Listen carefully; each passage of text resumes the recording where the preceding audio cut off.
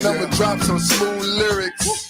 So tune in 7 to 9:30 and don't be late. We about to set it straight. Ain't no half stepping with Marcus J. Word. I'm ready, let's go. Ain't no half stepping, that's the name of the show. Yeah, Marcus J hosting and we ready to go. Yeah, Hunter's Talk sprinkled with a dash of humor to the legacy listeners and the online viewers. What you wanna talk about, call it, we're hearing you. Cover all topics, touch on the main issues. With the flow in this show, bring the heat. The word on the street, Wizard Earl on the beat. We superb in the beat, legacy online. 7 to 9:30, please be on time. Ain't no half stepping with Marcus J, my brother. If they can't hang, word to their mother. And he been on this grind for a while. The brother so smart, plus brother got style. Up in Richmond, we on the mission, before force. And listen up, this Marcus J start to talk, running back. And he been on this grind for a while. The brother so smart, plus brother got style. Up in Richmond, we on the mission, before force. And listen up, this Marcus J start to talk.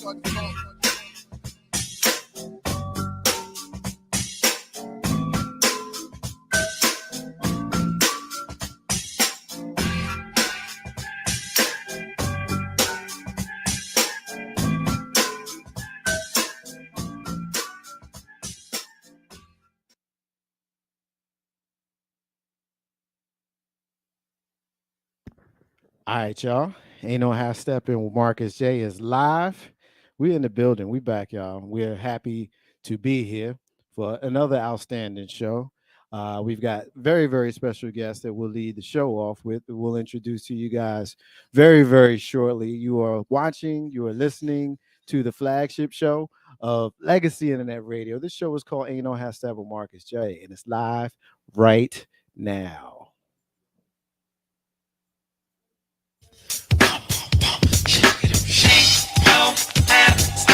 It's about that time. It's about that time to get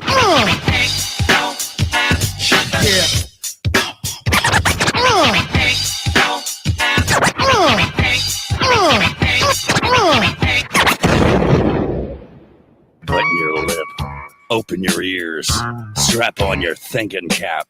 Socially conscious talk that's entertaining with a dash of humor and the top sports stories of the week. It's time for Ain't No Half Steppin' with Marcus J. Sellers has Jordan. Jordan with 2 seconds to go. Puts it up and scores at the buzzer. Michael Jordan has won it for Chicago. Manning lobs it. Burris alone. Touchdown, New York. Down goes Frazier. Down goes Frazier. Down goes Frazier. He hits one deep to right center. That ball is out of here. The Yankees win the pennant.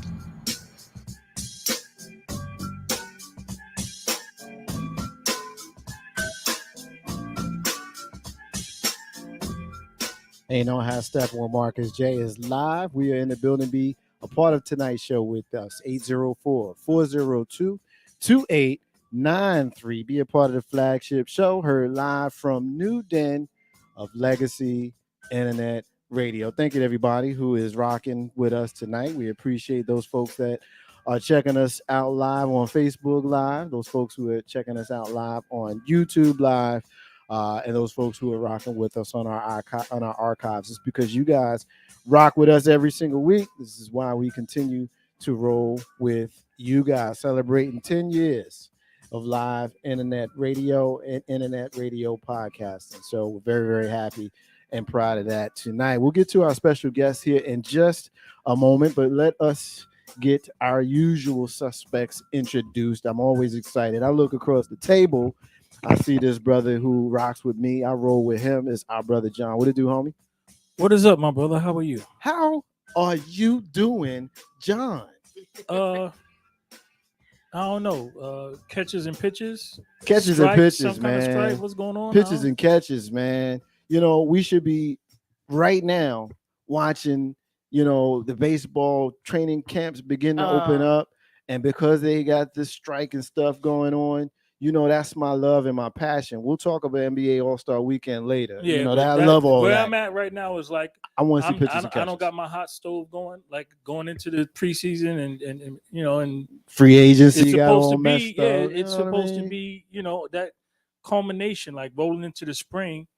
And you know me, I normally go down to Florida every couple of years and Exactly. haven't been So able to do that. So we'll that's we'll where I'm at with it. That's where I'm I at. appreciate it. And I Yeah. see the sadness in your Yeah. eyes behind it, and I share it. Yeah. I share it. Ain't no hashtag with Marcus J is excited because to my right sits the co-host of the show, my sister, your sister, John's sister, Steph B. What it do, Steph B? Always forward, my brothers. Yeah. Thank you for having me here. Yeah, So excited to see you too. I've missed you. it's been a little while. Yeah, You know? we gotta stop catching up like Yeah, this. we've taken liberties lately with our Yeah, schedule. but you know what? What's that? That's what being grown is all about. You Yeah. can decide when you don't want to do certain things. We think we grown, And don't we we? grown. Yeah, We parents watching we- talking about you ain't grown. We think we grown. Did you have you had a good weekend? I did. I did have a good weekend. Yeah. I really, I like things that I can't complain about. Right. Those moments where you're like, nah, I can't complain. It wasn't too bad. Yeah. I had one of those, Yeah. and I enjoyed it. Kept it simple. I could dig that. Friday and Saturday. We getting some love from Big Cuz out of Jersey I just City. choose not to complain. Cousin Tony is That checking too. us out. He's saying hey to everybody. What's good, Cousin MJ? What's up? That would be me. I'm Cousin MJ. What it do, Big Cuz? We appreciate you. So listen, we're gonna go ahead and bring our special guests onto the show. And I see our guest there, and I'm gonna be efforting our other guests when they come back to us. Let's see, we've got two of our guests there. All right.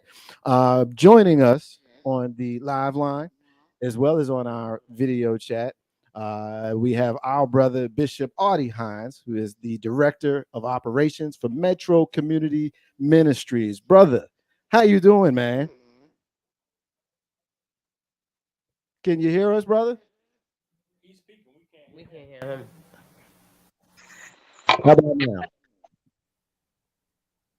I see you turning your head. Say something.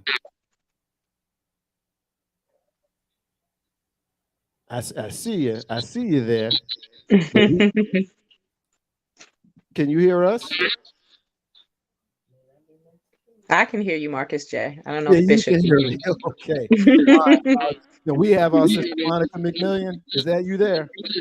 I'm here, Marcus J. How's everybody doing tonight? We're doing very well. We're doing very well. So we can see the bishop, but we can't hear him. I don't know if he can maybe kind of check with his audio. Hello. We may have to reset. Yeah, he may have to reset because we can see him there. Right. We just can't hear him. I tell you what, Bishop, if you can hear us, shut your feed down and bring it back up the same way, and hopefully that'll reset because we can see you and we can see you trying to talk to us. But for some reason, we can't hear you communicating, but we can hear our sister Monica. I don't think the bishop can hear us. Nod your head if you can hear us, Bishop. He can't hear us. All right. I tell you what, let's do this. I'm gonna go ahead and I'm gonna postpone. Go ahead and reset. I'm gonna send you a text to tell you to reset, Bishop. Reset and come back on, and then we'll go ahead and we'll pick up with you shortly. Ain't no how Steppin Marcus. Hey, our sister Monica, are you there?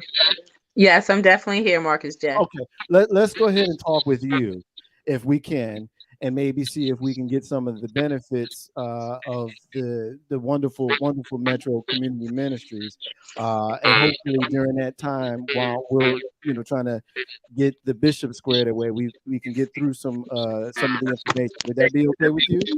Yes, that's fine. All right, wonderful. Why don't you first, as the program manager, why don't you talk to us a little bit about Metro Community Ministries, what they are, what you guys are, what kind of services you have. I'm very, very curious. As I had an opportunity to read through the bio, I see it as a very, very wonderful and necessary organization. I'd love for us to hear more about it. Sure. Well, first, thank you and your guests for allowing for us to come on today to talk about a wonderful program that has been brought to the Richmond region. Again, my name is Monica McMillian. I am the program manager with Metro Community Ministries Incorporated. We are a faith-based organization who was founded in 1966 as an outreach ministry. to reach those individuals facing homelessness, drug addiction, and mental illness in the streets of downtown San Diego. Since then, Metro has served over 70,000 individuals and families and partnered with over 50 organizations across 6 states, which includes California, Arizona, Georgia, North Carolina, Pennsylvania, and now Virginia. In 2018, Marcus J. Metro underwent a transformation with a commitment to work with organizations in developing their foundational structure, thus strengthen their foundation to provide quality of service to their constituents. We are committed to empowering low-income individuals, families, and communities to overcome poverty and to achieve self-sufficiency through employment, education, social services, and leadership development. We do believe that there are 4 components which contribute to change, which includes creating change, divine intervention, quality information, support, resources, and relationships. We are excited to announce that we are now in the Richmond region. We're at 3 different locations here in Richmond at the Virginia Career Work Centers. That's in Richmond on Radford Road or Radford Avenue. We're in Henrico on Turner Road, and also in Chesterfield at the Cedar Fork Road location to start our New Path program, which is a reentry service type of program. With this program, we work from pre to post-release. So not just post-release, we work with pre-release, supporting reentry for individuals housed in local jails or prisons who are within 90 days of release. The program will work together with the program applicants to create a transitional plan. We also have a case manager and a business service rep that's a part of our team. The case manager works with the participant from the beginning to the end, providing services to post-release, supporting stability and enhancement of skills and job placement and retention. We also have a business services rep that is going to be working with our flagship program. With the flagship program, we're going to be working with different areas from from the entry into the program to personal and professional development and workshop series, providing participants with 50 hours of developed topics to support reentry. So that can go from job readiness to preparedness to anything dealing with possibly the changing of attitudes and so many other different areas of development. But we're definitely excited to be in the area. We're looking for participants. We're working with the local jails and prisons. And not only do we have that program, Marcus J., we're also going to be bringing another program to the area called the Dislocated Worker Program. That Dislocated Worker Program is going to start soon. We're going to be working with individuals who have lost employment due to COVID-19, whether they are laid off or if they were, terminated because of that.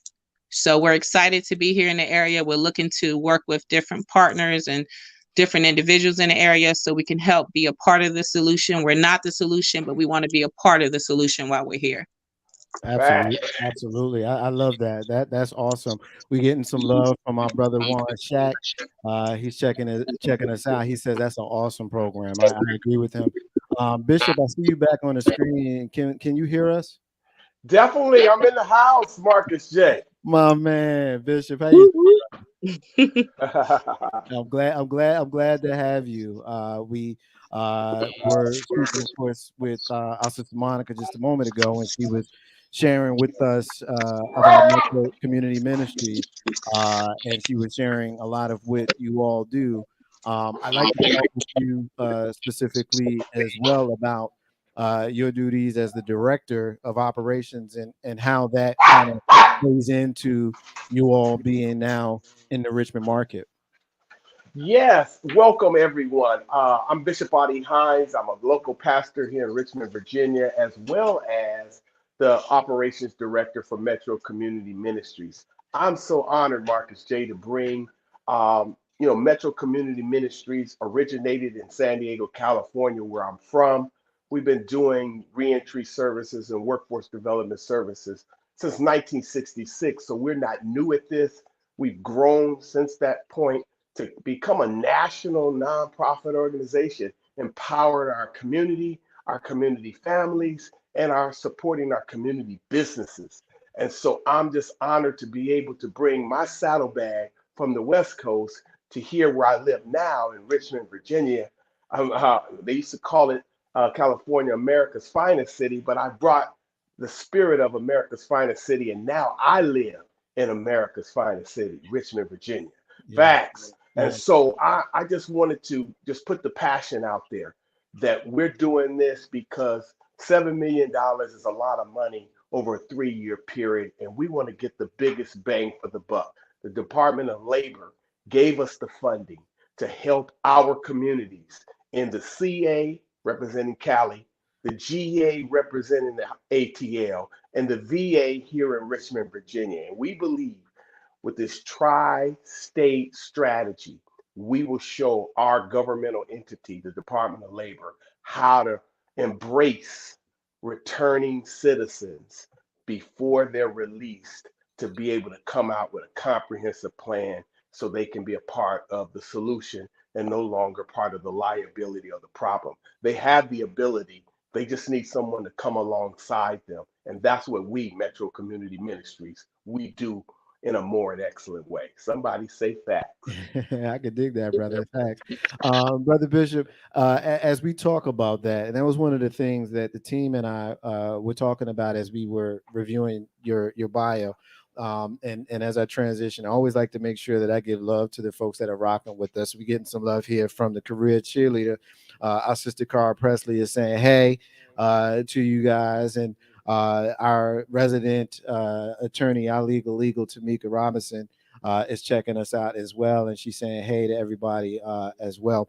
But as I continue, Bishop, the recidivism and trying to thwart that, talk to us a little bit about your passion with regards to that. I mean, you shared a little bit about the necessity, but talk to us a little bit about your passion with regards to that specific issue. I realize, thank you, Marcus J.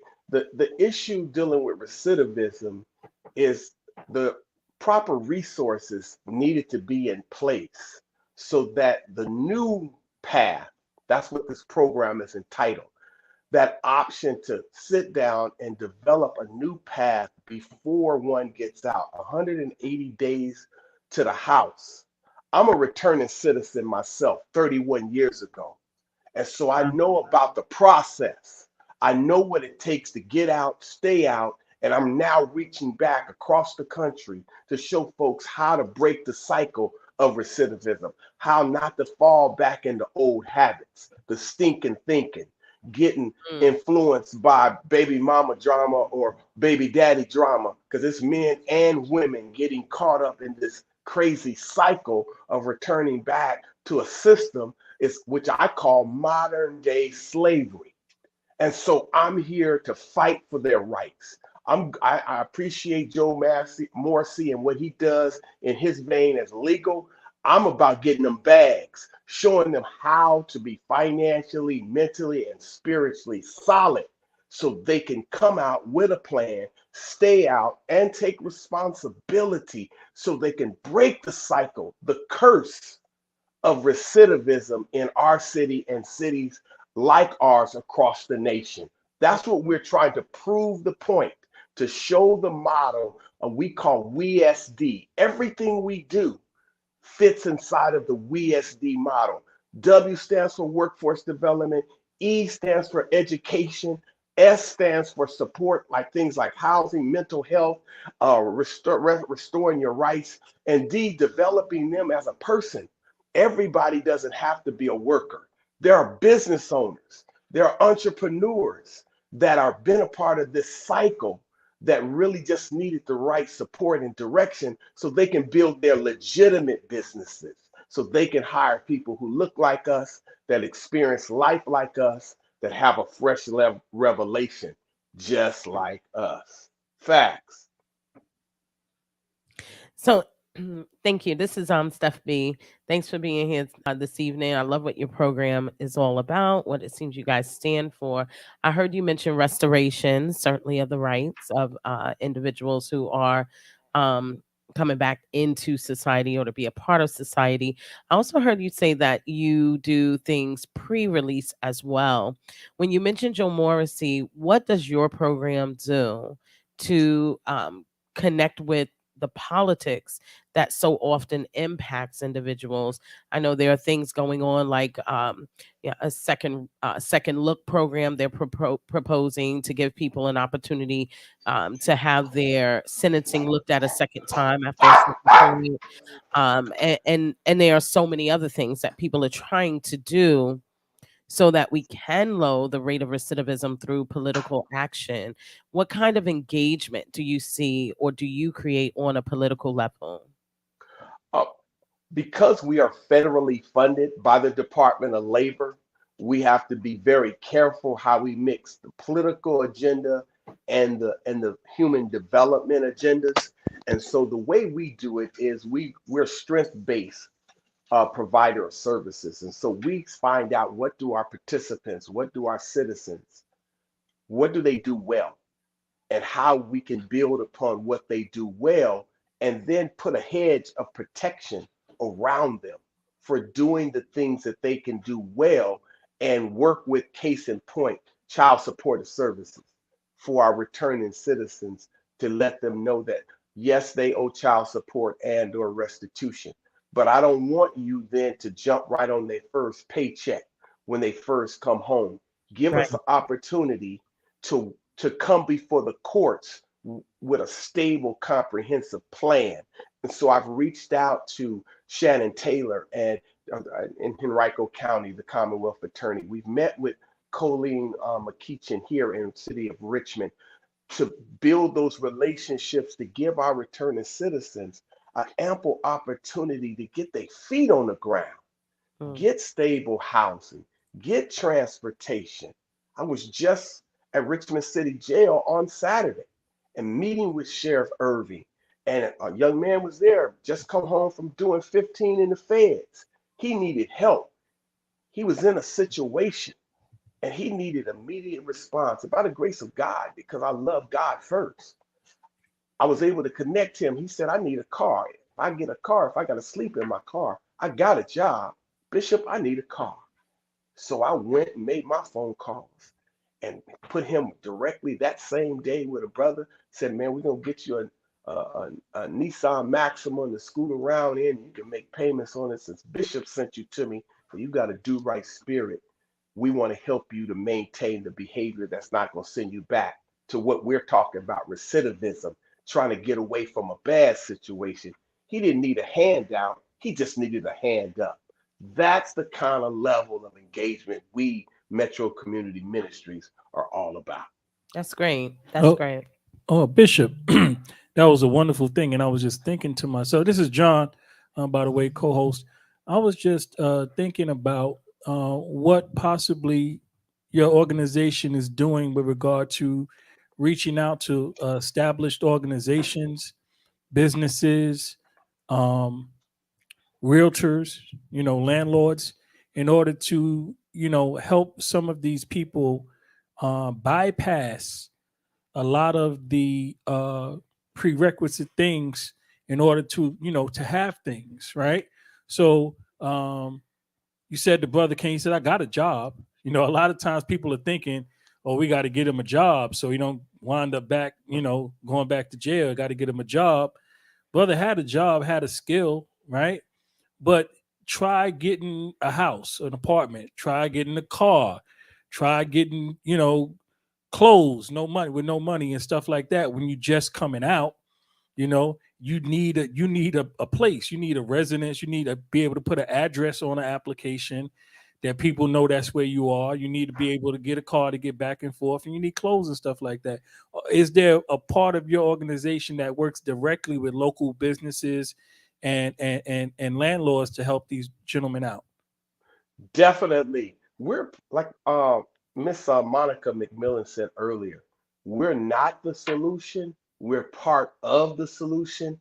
We know what we do well, so we decided to partner in Eaton, San Diego, Atlanta, and Richmond with housing providers, organizations like Help Me, Help You, organizations like Clovia Lawrence and Project Give Back, organizations like Franklin Grove.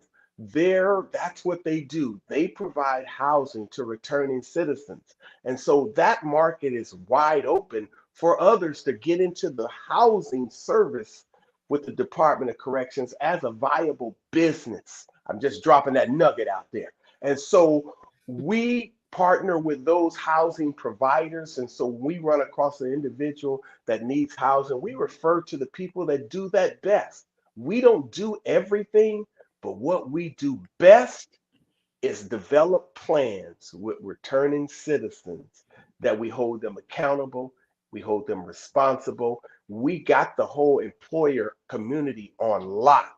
We are in the Virginia Career Workforce offices in all 3 locations in Central Virginia. We pay rent there.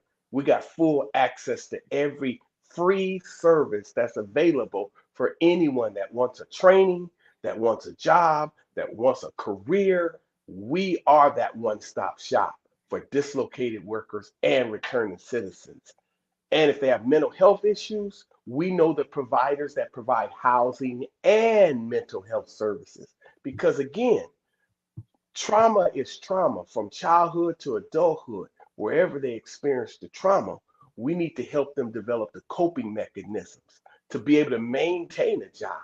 And so it's those supportive services. When I said the WESD model, the S is support, connecting them with whatever they need in order for them to maintain a responsible lifestyle that doesn't cause them to go back to incarceration. Dano has Steppin with Marcus J. Live from New Den, Legacy Internet Radio. We're talking to our brother Bishop Audie Hines, Director of Operations, Metro Community Ministries. You know, Bishop, as I was reviewing some of the bio here, one of the things that stuck with me was the 4 components that contribute to the change. And I'll read them, I'll list them off, and I'd like for you to kind of address them holistically, how they all kind of interact with one another. The first being divine intervention, quality information, support, resources, and relationships. And just based on that, it seems like you have it all covered, but it stuck with me. I'd like for you to talk to me a little bit about those components and how it kind of relates to the bigger picture.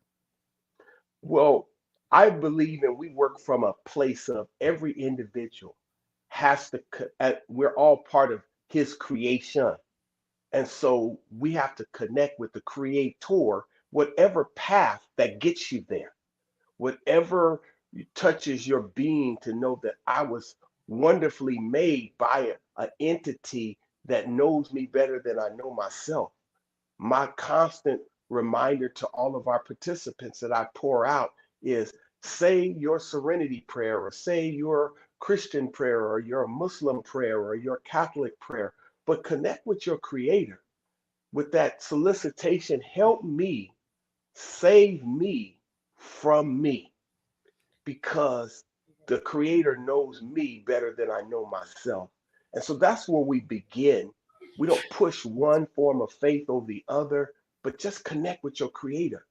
And then that holistic approach of that connectivity, things seem to line up with what I was created to be, what I was created to do, who is my La Familia, my community, my common unity of people that I connect with.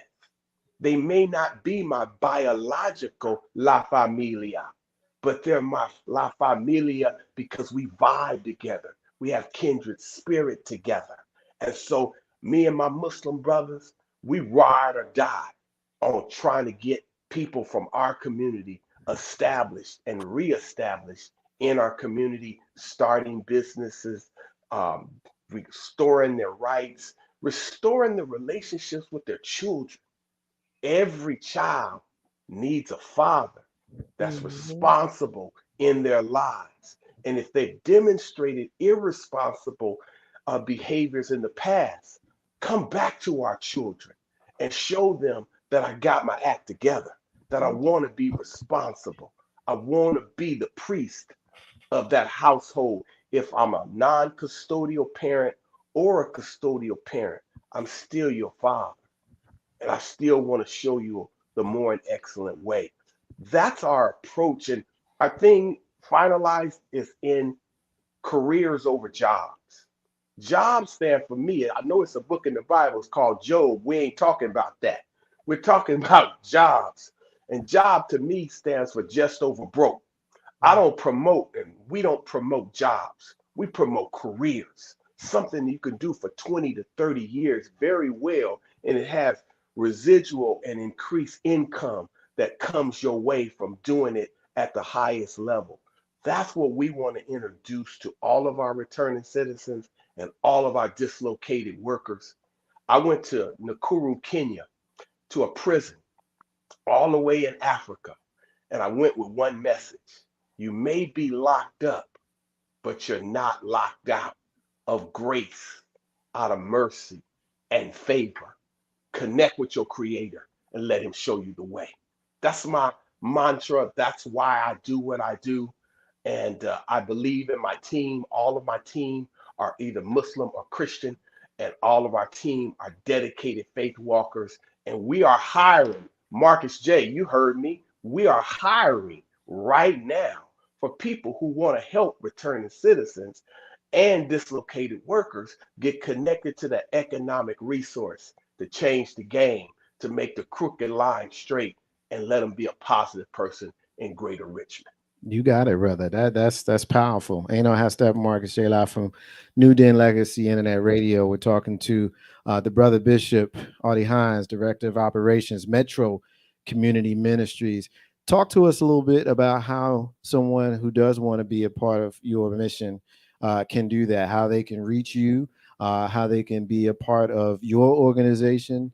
This is the part of the conversation where we kind of give our stuff out. So share with us anything that you'd like to share with regards to how someone can reach you, or someone can reach the organization, or how someone can be a part of the mission.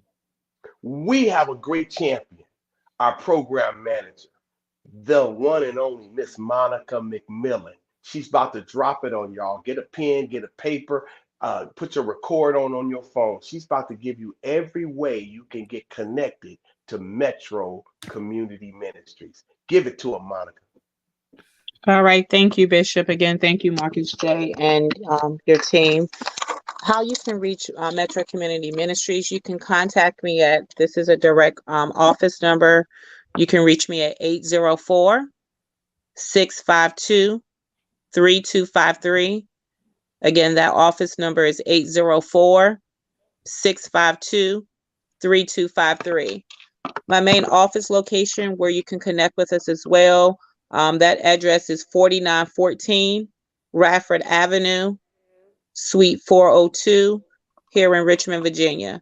Again, that's 4914 Radford Avenue, Suite 402, Richmond, Virginia, and that's 23230. If you would like to send us an email, you can reach me at mmcmillan, that's MMCMILLAN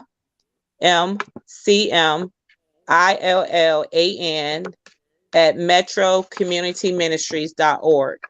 That's mmcmillan at metrocommunityministries.org. Metro is METRO, community is COMMUNITY, ministries is MINISTRIES.org. Thank you, Marcus. And we're hiring, Marcus J. Did I say we're hiring? We're hiring both times. Yeah. Yeah. I put mine out there. You know, we just do it like we do it in the West. Now we do it in the East. Hey, listen, anybody, you don't have to have a college degree. I'm gonna put it out there. You just got to have passion and commitment and a willingness to be light in darkness. Yeah. If you're about being light, this is an opportunity for you. It's knocking on your door. Don't miss this opportunity to be that more and excellent community resident that's helping our returning citizens and our dislocated workers. We could do this, but we need your help. That's a wonderful thing. And as we move towards a close, I want to first, offer my thank you to you, our sister Monica, for being with us tonight, for sharing, certainly at the beginning, kind of giving us an overview of what the program is all about and what it is that you all do, and sharing the information on how someone could be a part of it. So first of all, Sister Monica McMillian, appreciate you for being a part of the show with us tonight. Brother Bishop Artie Hines, Thank you. it's been yeah, you're very welcome. It's been a pleasure and an honor to have you and to share with us. Your charisma is unmatched, brother, and I'm sure that there are those that are watching with us tonight that were touched by your oratory. So we appreciate you being with us here on the show tonight. I speak for John and Steph in my saying that. I'll give you the final word before I let you go. Anything that you'd like for the folks who are listening and watching right now to be left with as we close? It still takes an entire village to raise a child. And unfortunately, because of the 400 years of oppression, we have now adult-minded children that still need a sense of direction. Don't think you've arrived just because you've gotten your credentials and your letters behind your name. Come back home, get involved, make a difference, and build your legacy by making sure you helped the family, the community, La Familia. My man. Ain't no hashtag with Marcus J. It's honored to have had our sister Monica McMillian, program director, and brother Bishop Artie Hines, director of operations of Metro Community Ministries. To you both, from me, my team, to you and your team, thank you for being with us. Peace and love to you. Be safe. And we really, really appreciate the time that you shared with us tonight and the information. Thank you. Thank you very much. You're most welcome. Peace. One love. One love to you, and peace and love to you both. Peace. And you know how Steppin with Marcus J. live from New Den, Legacy Internet Radio. John and Steph, that was an absolute honor. Whenever I see an organization that's designed to help folks help themselves, that's when you know that you got something good and something gold. And I appreciate them sharing with us. This is an organization that I was unfamiliar with. Same, yeah. Yeah, and I love exactly what you said, and Bishop Hines said about the hand up, not the hand out. Yes. Because there is a significant feeling attached to being self-sufficient. And also our behaviors change when we have something to lose, particularly something we built ourselves. So them, the young man who was like, I need a car to get back and forth to work. I love hearing that because and I love that they didn't say, we're going to give you a car. Right. Don't worry about it. Right. We're going to give you a car. You're going to make your monthly payment, so on and so forth. A lot of times when you see people or you listen to the stories of people who have been incarcerated, John, I don't know if you feel the same way, and and people you've come across who've had that experience. And I don't mean like, misdemeanor time at a local county jail. I'm talking about people who have been incarcerated to a point that significantly impacted their lives. They come out and the recidivism rate directly reflects the amount of help they're given. And so an organization like that, who's like, we're here, it's almost like the system is built in a way, they have the second look initiative that they're considering right now here in Virginia, which means that they'll take a second look at your sentencing if you spent if you've done a certain amount of your time, if you've stayed out of trouble and so on. But a lot of people, they go back because they simply don't have the resources. The criminal justice system is so criminal in itself that it is ridiculous. We spoke on the show a lot. I've mentioned what I thought were a good idea for reparations, and a couple of those ideas had to deal with just not so much giving anybody anything, but just removing the obstructions. Right? So people go to jail normally.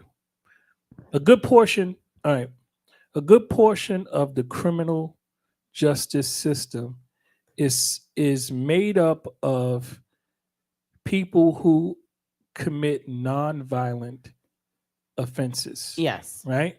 That is the vast majority. It's very few people in prison or jail, for that matter, for really hurting someone. Right? So most of what's going on is a money generating organization, and it uses people to generate the money because it justifies budget that comes from the federal and local government to make their jobs necessary. If you were to take the majority of people who are in prison and in jail and give them the money that the government spends to keep them in jail, you could give them half of that on the initiative to stay out of jail, and they could be successful.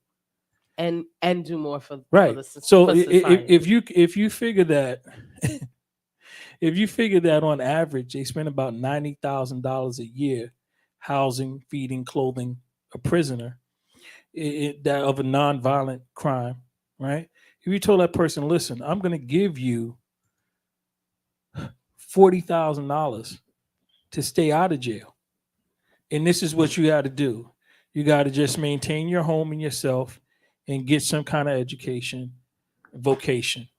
And to do that, you have a $40,000 budget and don't go to prison. We would have a much less of a smaller need population. have a less need for criminal justice reform. Because what happens is you get a lot of people that go into jail and become criminal in jail, right? They did something stupid, right? But it wasn't criminal. They did something stupid, wound up going into jail and or prison, and then became institutionalized and became criminals. And they come out and they repeat. And then when they come out, they don't come out free. Like, you don't do your time, right? You don't do your time, to you right? afterwards. So you come out and you still, you still got that, what they call that scarlet letter. Yeah. You still got that on your chest. Can't get a job. Can't get a job. Can't find somewhere to live. So look, can't vote. Can't buy a gun. All of these things are contributing to the they recidivism rate. they are the problem, right? They are the problem. And again, y'all hear me all the time. Nobody wants to have the honest conversation. No, there's an honest conversation here. And I've recently heard people, when they speak about CRT and other things like that, and they start throwing all this crap on it, right?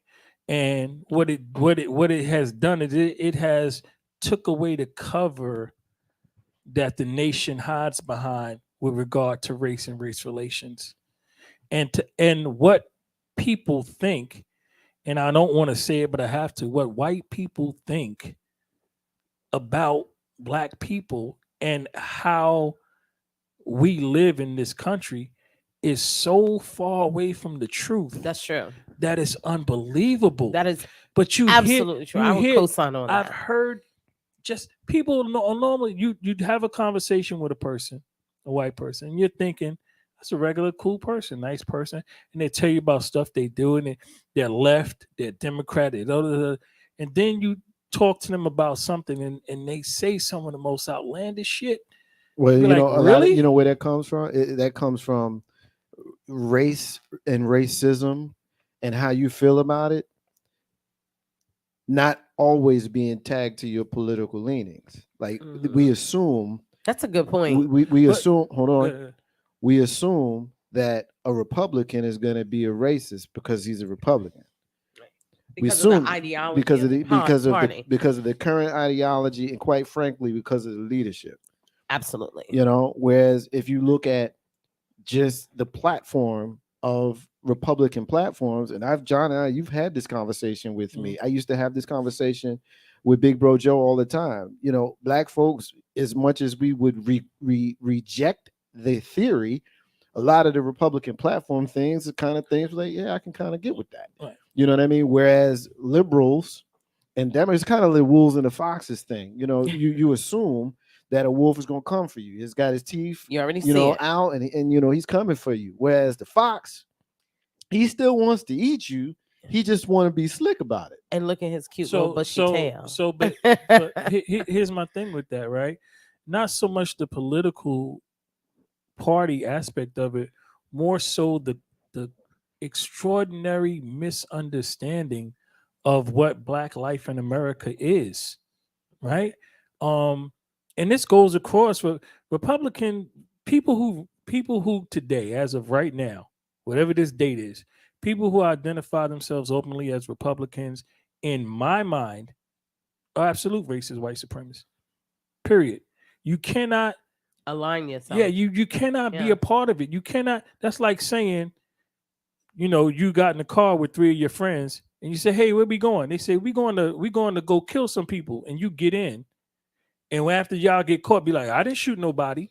You knew where they was going, and you went along with it. So if you identify as Republican today, you are under the Kevin McCarthy. Right, you are model. you are a racist and a white supremacist. Now, aside, or a very, very dumb person of color. I think more like you're comfortable with it. Yeah, I think that's one comfortable. way you say it. Comfortable means ally. That's one thing. That's one comfortable. way to look at. Comfortable means ally. If it doesn't make you listen, I'm not. If somebody's hold on, John, you had a chance. Let me address that. All right, go ahead.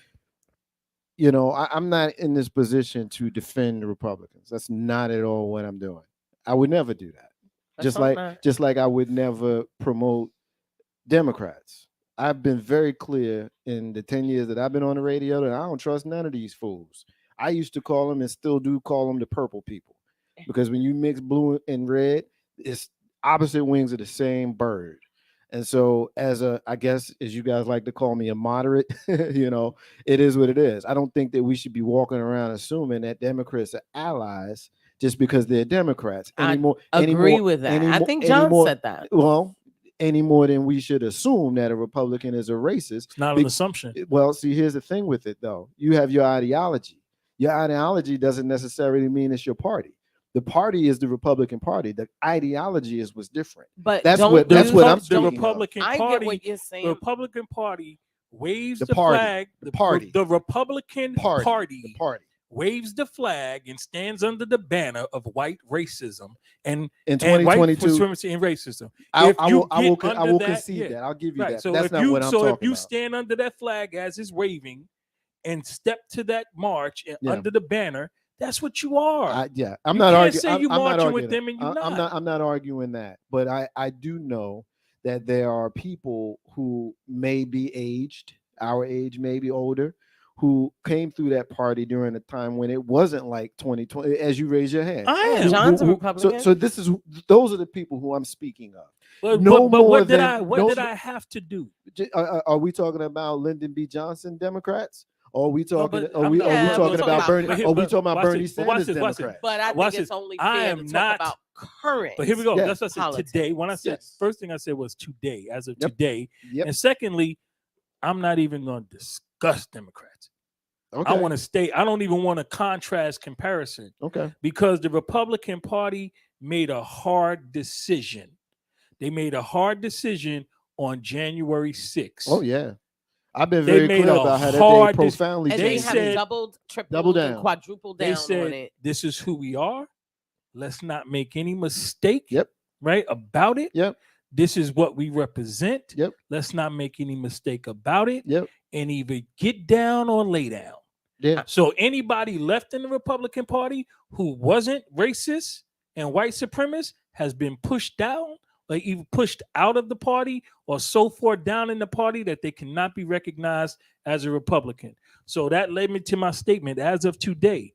But I said all of that. I said all of that to say that, again, we are past the point where we have the luxury of benefit of the doubt or accepting trying to find the few good ones. We just can't no more. I can't disagree with you on that. I really can't. And I do agree that, it's kind of funny because people understand totality and judgment when you say something that they're uncomfortable with. So for instance, if the three of us all said, hey, I heard Louis Farrakhan's going to run, and we're all publicly saying that we're going to support him, the immediate assumption by white, right-leaning people is going to be about our ideology around race.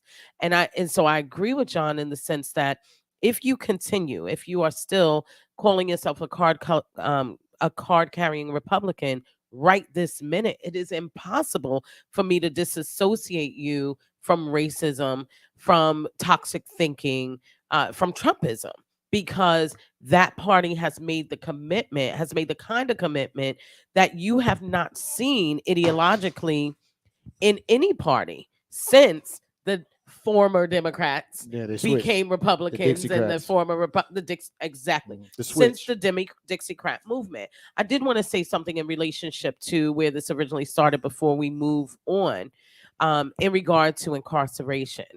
And it was important. I want to say this. So I come from a world where I teach business owners, founders, entrepreneurs, the art, the craft of selling well at a corporate level, at a business level, so that their businesses make money. If you call me in for a consultation and you own a for-profit business and I'm consulting with you, what am I consulting on? Right? Every business, in order to be viable and what they consider a going concern, really should be looking at year-over-year profit. If you stay flat, you're not being successful, is the common thought. You're not growing. And if you're not growing, you're eventually dying. I don't care if you're a very small business or a large one. How can we be, if you take and understand that concept, that in order for a business to continue to thrive year over year, it has to make more money, which means it has to do more of whatever it does well in order for it to make money, everyone should be thoroughly and verbally opposed to for-profit prisons, because last year's price ain't this year's price when it comes to that, right? So we go 2021, we incarcerated 5 million people, and I'm just throwing numbers out, 5 million people in for-profit prisons. It generated X amount of revenue.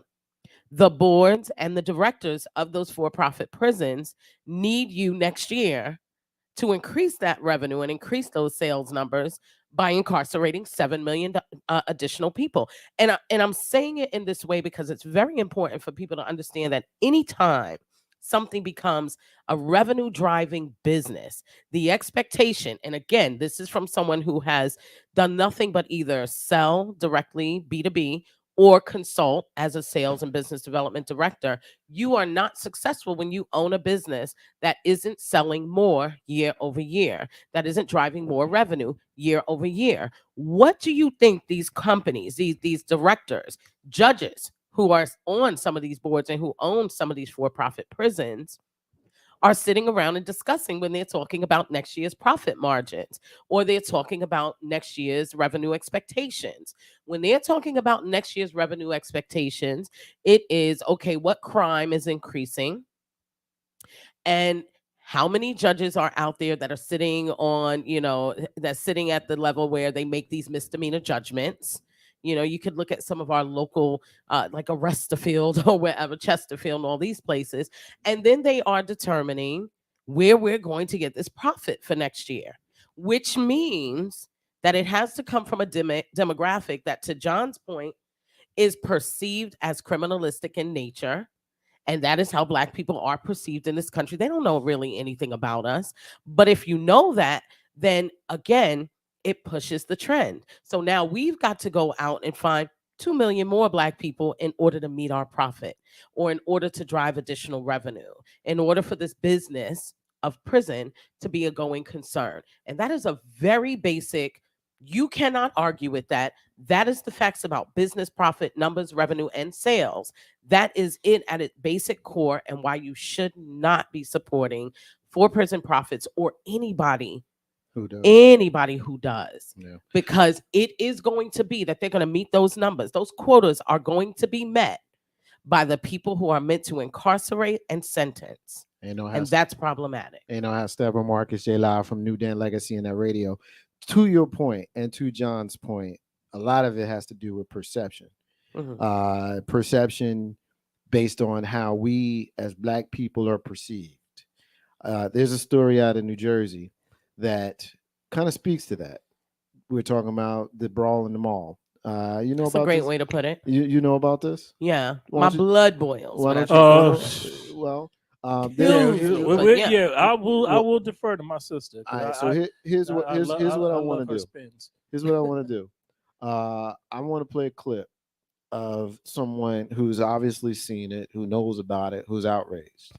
We'll play that clip, and then we're going to talk about it holistically. But the short version of what happened is there's a fight in the mall in New Jersey, and there are black kids and white kids involved. And when the police came, the white kid kind of got not really paid much attention to. He was on top of the black Well, kid. he was the clearly the He was aggressor. winning. He was the aggressor. And the police when they came, You but will the not, police you when will they not. came, kind of cast him aside and spent their energy focused on the black kid, complete with the knee in his back and his neck. and his neck and the handcuffs and all that stuff. 8th grader. While the white kid who was already kind of getting the upper hand on the kid just kind of didn't have the same kind of attention given to him. So I want to play this clip. This is clearly a brother who is outraged by this, as we all are. Let's hear the clip and we'll talk about it. I saw everything that everybody else saw, which was a young black boy who was being harassed by police, while another young man who was not black, who officers knew was not black, being treated in a very disparate manner. So you show up and you attend to affect de-escalation on a scene where obviously two young people are involved in a physical altercation. You sit the young man down on the couch and essentially coddle him while two officers put their knees on the back of a black boy publicly on camera in a mall. This is in the middle of Black History Month, Alex. I want people to think about this. The timing of it, the optics of it, all of those things notwithstanding, this is in the middle of a conversation that we are having about racial reckoning and law enforcement and confidence in law enforcement with regard to policing communities of color.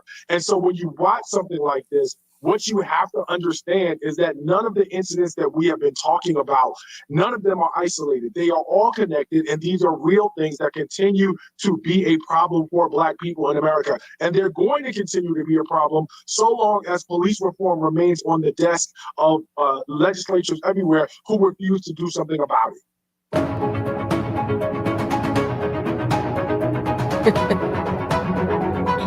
Well, there's that. Well, well, first of all, I'm just going to say this. I've heard a couple of people say, and this is during Black History Month. We do not care. That's what they're saying on the other side. They don't care. Black History Month I don't care either, is just but, one more thing that they're trying to get rid of. It's no relevance. You're going to get this beat down, this treatment from January to December. So you can just stop worrying about whether it's Black History Month and when these things are happening. I heard him speak on that live. I was watching that. And, first of all, the 8th grader had been on the show prior to talking about his experience. And a lot of people are now coming forward and saying, oh, the young man was Hispanic. He was white passing Latino, which means when they walked up, all they saw was a white boy. We now have a situation where on camera, the aggressor in the fight, because if you're on top throwing blows and somebody else is on the bottom, you're going to be the aggressor just by nature of positioning. Just is what it is. It is what it is, right? You're winning when the cops show up. You're the aggressor. And they removed the young man, the white young man, gently helped him sit down on the sofa. For a minute, the female officer sat with her arm around him as the male officer had his knee in the back of the individual. And then she jumped up because, the blue backs blue. And she put her knee on the neck of the young black man. In this country, we are so dismissive of race as an issue that people have watched that and been all over Twitter and still cannot see the problem. Still cannot see the problem. And the problem really is in the fact that if that didn't teach you anything else, it teaches you that people in that uniform are trained to identify immediately on site upon arrival the aggressor and the threat as a Black person. The threat. It is why Tamir Rice is not here 4 seconds. after 2 minutes, 2 seconds of the door being open and another 2 seconds before a shooting. Yep. It's why he's not here. It's why we don't get the benefit of the doubt, questions asked, and things like that. It's why Kim Potter is going to prison for less than 2 years. Absolutely. Can't wait till we talk about that. When I have something to say about that. I cannot wait till we talk about that. Yeah, I didn't mean to tip our hand. Yeah, but I guess we can merge this and we can stay here for a second. You stay here for a second. So, okay. so go ahead, John. because all of it's together. Yeah. Right. All of it's together. Right. I saw a video. Police are coming to a house to arrest. Well, they're not coming to arrest. They came to a house. I don't know what was going on, and they decided to arrest one young man. Right. And everybody is asking, why are you arresting him? He didn't do anything. You just came up in this yard and you're arresting him. Right. And they're being rough. They're roughing him up. Right. They wouldn't say why. Mm-hmm. They're being rough. Mm-hmm. So now one boy who seems to be his brother, it's like, hey man, don't do my brother like that, man. And shut up. The mother is asking, why are you arresting my son? Shut up. So now the brother's getting mad. So mom is pushing the brother in the house, right? Because the brother's mad. The brother's, saying some things to the cops, kind of calling them out on their action, Not against the law. He's vocal. He's not vocal. against the law. Because at the end of the day, I'm a man just like you. Like, and for mom, listen, and mom is pushing him in the house. Yeah, I've seen this. I'm with you. Go ahead, tell it out. This other cop, who wasn't even the brunt of the conversation, comes from behind, pushes past another cop, rips the door open, reaches inside to grab the boy, and then when the mother says, "What are you doing?" grabs the mother, violently throws her to the ground in her own house, on her own steps, while another cop, 2 of them, violently arrest this Black woman, this mother. Defending her boys. Right? Not even. Just simply asking She wasn't defending. She gave up on that. She's de-escalating. She's saying, come on. She's pushing them in the house. Her back is turned. They rip the door open, grab her, and throw her to the ground. Now, this is why I don't have my carriers carry and conceal. This is why, because I know me. I'm going to use it, right? You come in my house, you grab my mother and throw her to the ground and put your knee on her, I'm killing you. I don't care that you're a police officer. I'm blowing your head off. And the fact that that doesn't happen is why it will continue to happen. I said this on the last show, right? They operate with pure immunity. Forget about the other immunity they got. They just feel, I'm a cop. You're not a cop. Oh, and let's add to the fact that you Black. Yeah, I can do whatever I want to do to you without a problem, right? And this is what's wrong with policing. And people say, oh, no, that's just some cops. No, it's not. Because the system is what the system is. You missed the point that in the morning, before they leave the precinct house, they are given specific instructions on conduct. And their first and most overriding rule is for them to return home safely. And they don't care what you do in between that. Right? By any means necessary. So it's like they say, listen, I'd rather be explaining why you killed 5 Black people than going to your house and telling your wife you're not coming home. So do whatever you got to do. That would be okay if it was the fact that killing 5 Black people was a necessity in order for you to make it home. But no. When that we all know it's listen, not a necessity. It's not only and it doesn't even matter. Not only to is them. it not a necessity, but it is their false justification. Like you were speaking about something a little while ago, and then you mentioned Farrakhan, and that we were supporting it. Part of the problem is that, right? We are too easily swayed, right? They come out and say Farrakhan hates Jews, and we go, wow, Farrakhan hates Jews. Farrakhan hates We Jews. didn't do the homework. We sick, boss. Right. Then no, You then know what? then right. I meant that shit. Then I here meant that goes with the deal, every right? bit of my being. I meant If that. we dare That's to how we do say, find me the Farrakhan hate on Jews so I can, give me your evidence. They go, oh, you want evidence? You must be anti-Semitic. Absolutely. Right? So now I have taken a page from that book, right? And I want to use that in the same vein, right? When you go to defend your people who I have the evidence. See, you don't even got evidence, right? You don't even got evidence on Farrakhan. I got evidence on Mitch McConnell. Tapes. I got evidence on Glenn on Youngkin. on all of them, right? I got evidence. But you tell me if I try to bring my evidence, I'm anti-Semitic. But you won't even bring yours and tell me because I asked for it, I'm anti-Semitic. So this is the rule book that is being used, and we are too willing to accept that rule book. You know what did it? You know why? Because the hunter tells the story. Yeah. But That's why. we cannot. But again, we co-sign. We acquiesce. Acquiescence is approval. I'm not disagreeing with you, but what I'm saying to you is the hunter tells the story. In this analogy, it's us following behind what they say because they are the dominant. But we got it. And we follow it. But just we like, can't speak to it because when we speak to it, we give it strength. I'm agreeing with you, brother. I'm not fighting with you. I'm agreeing with you, man. John ain't playing tonight. Yeah, man. He's back. Yeah, he's definitely back. Like, Vacation John is I'll let you know when we get to argue, okay? No, this ain't that. I'm not arguing with you. But I like the passion around it. I'm trying to say I don't. No, but listen, we're not arguing. We're not in disagreeing. But we will. To my gonna point, happen. my point is it.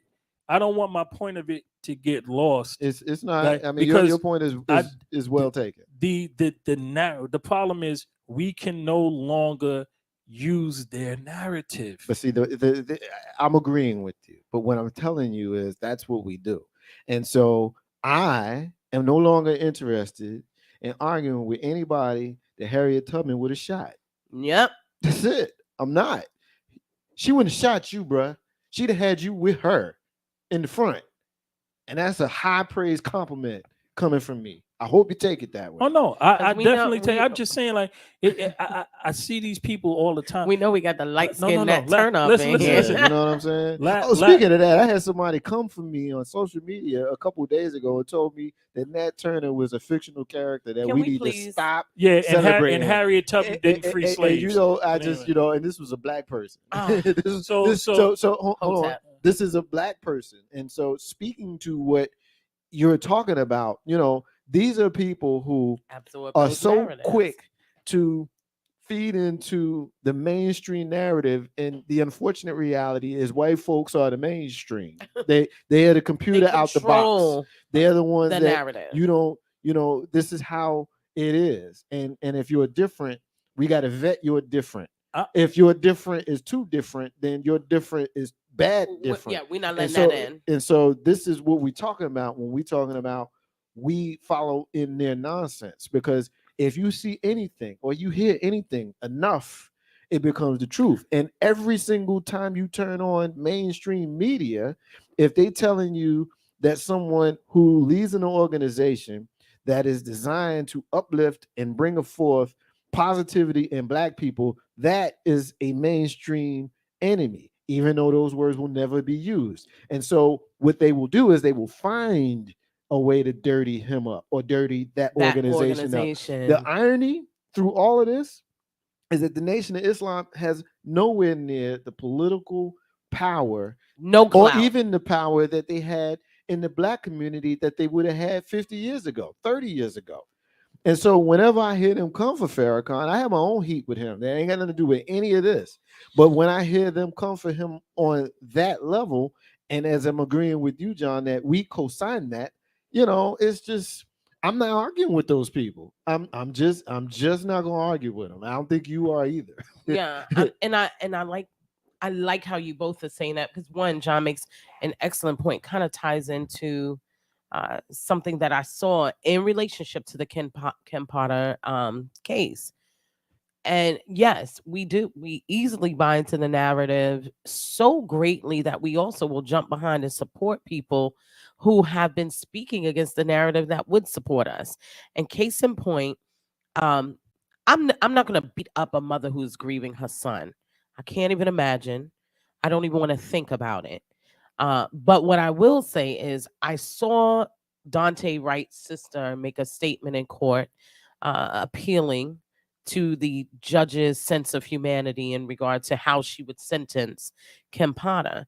And one of the things that I thought was very interesting, and I've said this often, marrying Black people, dating Black people, bearing babies that have a little bit of melanin in their skin does not align you with the Black causes. It does not align you with Black needs, nor does it align you with a Black mindset. Because whether we want to admit it or not, there are some things that we really need to be a monolith about, right? And so in the courtroom, his sister said that, she said, prior to or when George Floyd was killed, these are her words, and I have the recording, but when George Floyd was killed, my mother and I and Dante were sitting around talking about it. And we said, just maybe we're white enough that they won't mess with us. That's exactly what this young woman said in court. Now, she said it for two reasons. One, it's the truth. It's a conversation they had. And two, she doesn't know how terrible it sounds. But what we have is a white woman married to a man that is Blacker than any of us in this room, who believes in the grace of whiteness so significantly that a Black man's death didn't trigger her to go march, didn't trigger her to speak out, didn't trigger her to tweet about it. It triggered her to say, well, you know what? We're going to be in the clear because my babies, I birthed yellow babies, not Black ones. And what we do, Black Lives Matters, Ben Crump, or whoever, it's not, it's not the first white person he's run out there behind. So now you distort the cause. They don't need your voice. They don't need your voice simply because he was biracial. They don't need his mom told them, hopefully your whiteness will negate Blackness. Their mother did not say to them, listen, you're both Black and white. You need to get out there. You need to be voiced. You need to voice your opinions. You need to speak out on these things. She taught them, embrace the thing that might protect you. She understood the power of whiteness in it all. What she didn't understand is that you immediately change grades of acceptability as a white woman, depending on who you're sleeping with.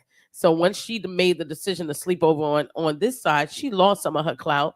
And in the courtroom, it was a battle of white women tears.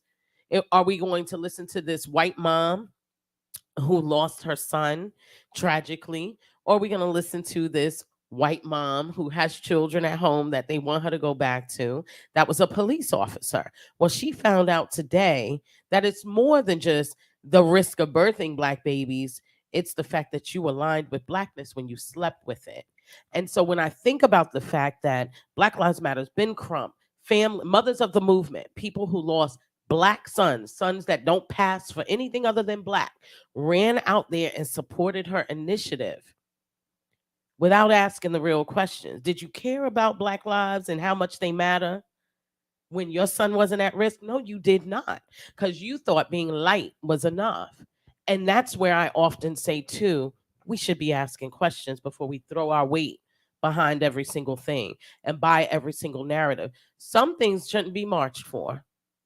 Some things just don't need to be marched for. Let's get a hit in social media. We're getting some love from my big cousin Renee Day. She's checking us out. She says she's in the house. It's right. Shoot 'em up, Harriet. You know, have Steppin right. with Marcus J. live from New Den Legacy and that radio. John, you were going to say? Yeah, what I was saying, moreover, is I was listening to a discussion regarding critical race theory, moreover, and a battle, the fight against wokeness, this anti-woke movement, right? And in California, they had changed the names of several high schools that had bear the name of Jefferson and Washington. And they did so in a matter of respect for some of the students who attended that school who were black, right? California, you know, the most liberal place in the world, right? Fought so hard to recall that at 76% in favor of changing the names back, because they don't want white people to think negatively of other white people. Now, no one, except for me, that I know of would dare to say, well, would you ask a little Jewish child to go to Hitler High School? Child, please, I've been asking that question for years. All the time. So people would ask that. You're not going to go So in Germany and go to Hitler High. They don't even put those types of things up. They don't. No. As a matter of fact, it's illegal over there. So can't even say his name. Right. So now, so you're going to tell me that going to George Washington High School or Thomas Jefferson High School isn't worse for a young black child than it would be for a young Jewish child to go to Hitler? Why? Because it was longer ago? No. It's embedded everywhere you go. I gotta spend. Germany don't spend their Deutschmark with Hitlers on it. I tell you this. I'll say the same thing a different way. These are the same folks who had a problem when they renamed the school Barack Obama Elementary. Yes. They had a problem with that. Here you have. They said it's political. Yeah, it's like, see, here's the thing, Jefferson right? is about politics. I'm no longer interested in fighting with those people. Yeah, I'm not arguing with you. But they tell you who they are. But see, this is my thing, right? There are so many people, white and black, who's supposed to be on our side, who go, it's not the same thing. Of course it is. We're all, at the end of the day, we're all Americans. Yes, we've had a torrid. No, but this is where you go. Yes, we've had a torrid past, but we need to move on past that. Yep. No, those were the founding fathers. I don't care. Yeah, I don't entertain that. They was evil, wicked people, and we need to say they was evil, wicked people. And yes, you need to teach your little white children that their white forefathers were evil and wicked, that they raped little black girls and boys, that they gave them children, the girls, and then they sold and raped the children. This is your legacy, white America. Own it. Yeah, I think go ahead. Own it. Ladies first. Every last one of you. We got you. Yeah, but I think that's okay. So first of all, I just want to say it and just put it on record. We do not teach CRT in schools. I'm college educated. I'm college educated, and they ain't teaching it in college. And I think you probably could say that too. VSU has CRT. I went to an HBCU, and the thing with you got to be pre-law to get it. The thing with critical race theory is it was something that was leaked to, as John would say, the Republican Party through white supremacy. That's and right. It caught on like wildfire, and most of the people, an easy way is fear politics. Most of the people who don't want it taught are misinformed about what it even is, right, and what is even being taught, and who is being taught to. It's not being taught to children. Right. It's not being taught and to, it is elective based when you get into college or a part of a very specific curriculum. But more importantly, critical issues of race in America are not theory. What Black people have gone through is historical, it is systemic, and it is documented. It is not a theory. There is no critical race theory around slavery. That's not what, so while they are using CRT as their bully pulpit to make white people feel better, which I'm like, what do you need to feel better about? What do you feel bad about? You don't really want to discuss that, but okay. While they're doing that, the other thing that they're doing is erasing things that have nothing to do with CRT. Anytime you say that something is theory based, it means it is critical to discuss it and to discuss the elements around it, what it impacts, and so on and so forth. Slavery is not a theory. The enslavement of Black people in the United States is not a theory. They're getting rid of things that are not theoretical in nature. And what's happened is, and this is why voting at levels outside of the general election is so huge, because we now, even here in the state that we sit in, had somebody run for governor, swore that he wasn't Trumpy, didn't bring Trump in, distanced himself, but on a recording that he didn't know was hot, on a hot mic, he basically said, I got to get in first. I can't address these things until I'm in and I have a Republican majority. See, one of the biggest problems that we have, we can talk about Kim Potter, we can talk about the brawl at the mall, we can talk about all of these things, but the bigger problem that we have is we talk too late. We wait too late. We complain about the vote after it's already happened. Votes for the Democratic base here in Virginia were significantly down in November when we voted for governor. We want to talk about bad laws and systemic policing and systemic policies after they're already in place. The hardest time to have those discussions is when they're in place, because it is almost impossible to repeal certain laws. And that is, we have to get to a position of where we're no longer talking about it after the fact as, pundits and observers of culture. We need to be talking about it from a perspective of, we can be prognosticators. We can forecast what's coming. And we can simply forecast what's coming by the things that are happening. We're now in a space of where, believe it or not, disagree or not, you should be worrying about things like Jim Crow policies creeping back into place. Because from these very, very small, and I'm putting that in quotes because I've had somebody say, oh, these are small things, from lies like CRT, we're now in a space where we're looking at redistricting. We're looking at laws that are being put in place to prevent Black people, marginalized people of color from voting. And there are quote unquote good white folk that stand by these things like redistricting and everything else, because they were able to be fed the lie of CRT. And so they believe, well, we're just trying to equate things. Things are not equal for Black people. So if the pendulum starts to swing to equality for white people who are already winning, that means we're losing more power. We're losing any kind of growth that we've had. And I just really challenge people, stop waiting to talk about the problem when the problem already exists. Yeah. I think that waiting is kind of what we do. We expect other folks to lead. Mhm. We don't want to take an opportunity to stick our neck out. I'm not one that thinks that all white folks don't know the deal. You know what it is. They know what it is. It's a thing of knowing what it is, but not wanting to expose yourself because you're unaffected.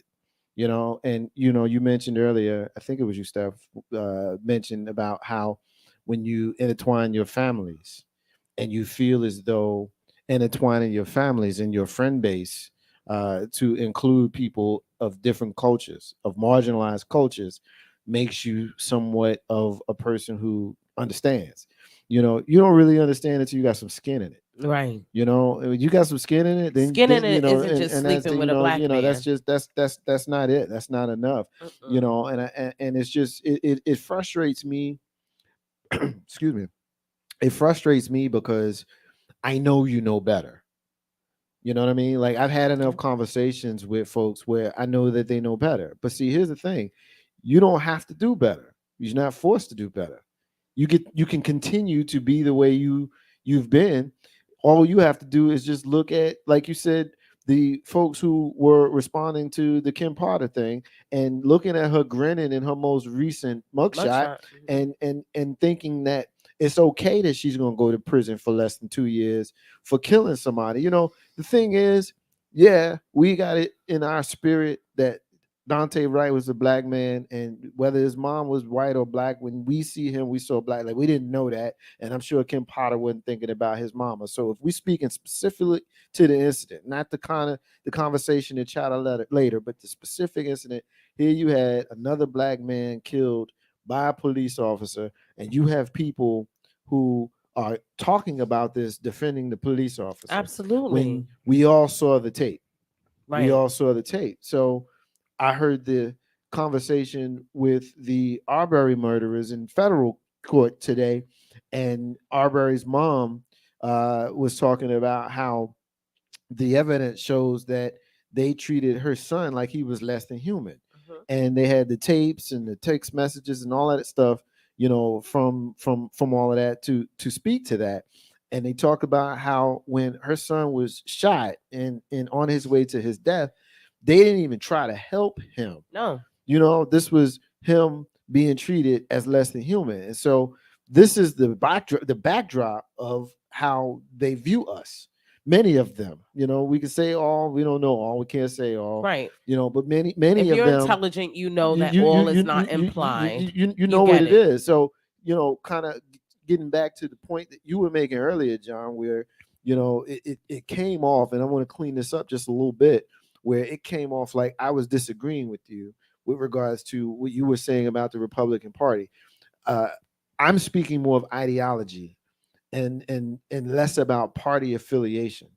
My part on that is when I'm talking about ideology, you can look at conservative principles versus liberal principles.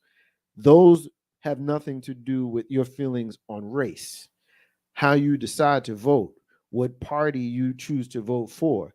That's more so what it sounded like you were speaking of, and that's where I was agreeing with you. If you're a conservative, does not necessarily mean that you support the Republican Party. It just means that you're a conservative. That's more of what I was trying to speak of. I was inarticulate in when I was trying to say it.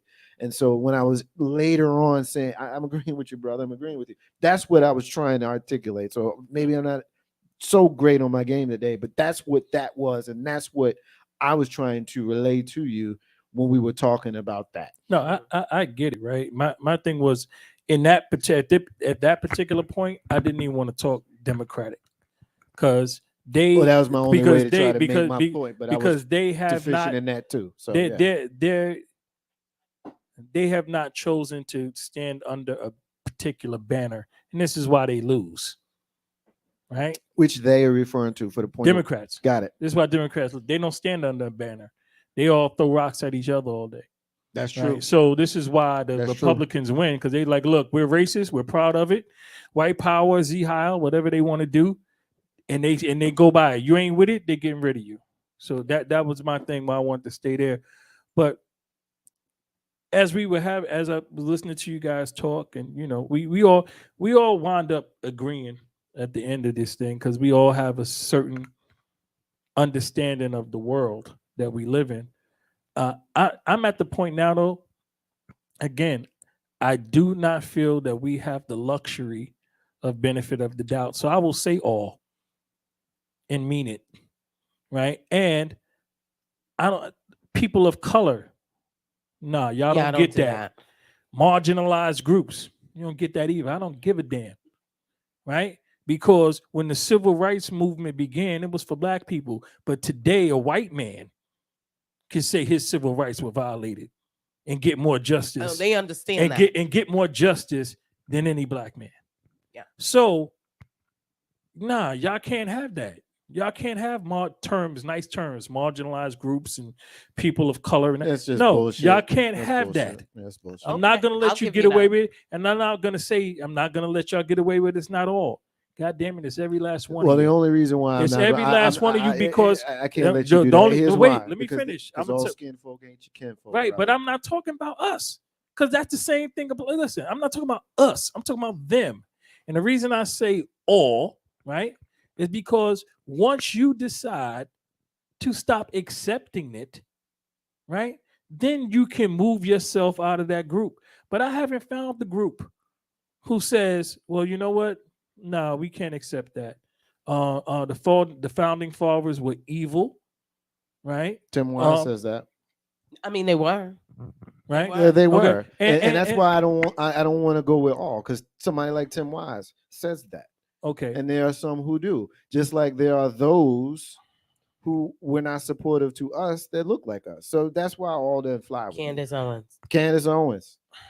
Okay. Juan Williams. Listen. I get what you're saying, look. and I don't want to get caught up in semantics. Right. But see, here's what I'm saying, right? If it's not a significant number, it's all, bruh. One out of 250 million. I get your point. If you give me if you're giving me 250 out of 250 million, you're not giving me anything. And the fact that we have to force ourselves to say, well, we're not saying all, we take the power out the punch. Nah, I don't agree with that. We do, because we're acquiescing. We're trying to say there's good. You feel like we're trying to make them feel better. Nah, that's not it. No, listen. That's You know not what? enough No, for we me doing. anyway. You know what we doing? We're not truly holding them accountable. Because to hell with that 250 out of the 250 million of y'all. Here's the key. Let's deal with that. Stop trying to put that in my argument. Here's the keep it funky argument, right? You want to talk about white folks and that, and I'm fine. You said I'm not talking about us. You want to talk about them. Cool. Well, I'm talking about holistically, all of us, because there are those of us who make the fight harder because they keep fucking up, and they know it. Yep. Us. So if we want to hold them accountable, we need to start home, man. We need to start home, because at the end of the day, if we were fully together, we would fully be able to fight. Nobody, but we're not fully together. You know who's fully together right now? The Republican Party. Other than that, ain't no fully together. Okay, fair enough. So yeah, but everybody ain't part of the Republican Party. But here goes another problem. We have to stop trying to hold ourselves to a standard that they give us. Nah, that ain't what I'm talking about. We got to create our own standard. You're talking about somebody else. But that's not I what didn't I'm say saying. I didn't say that's what you were saying, but I see it often, right?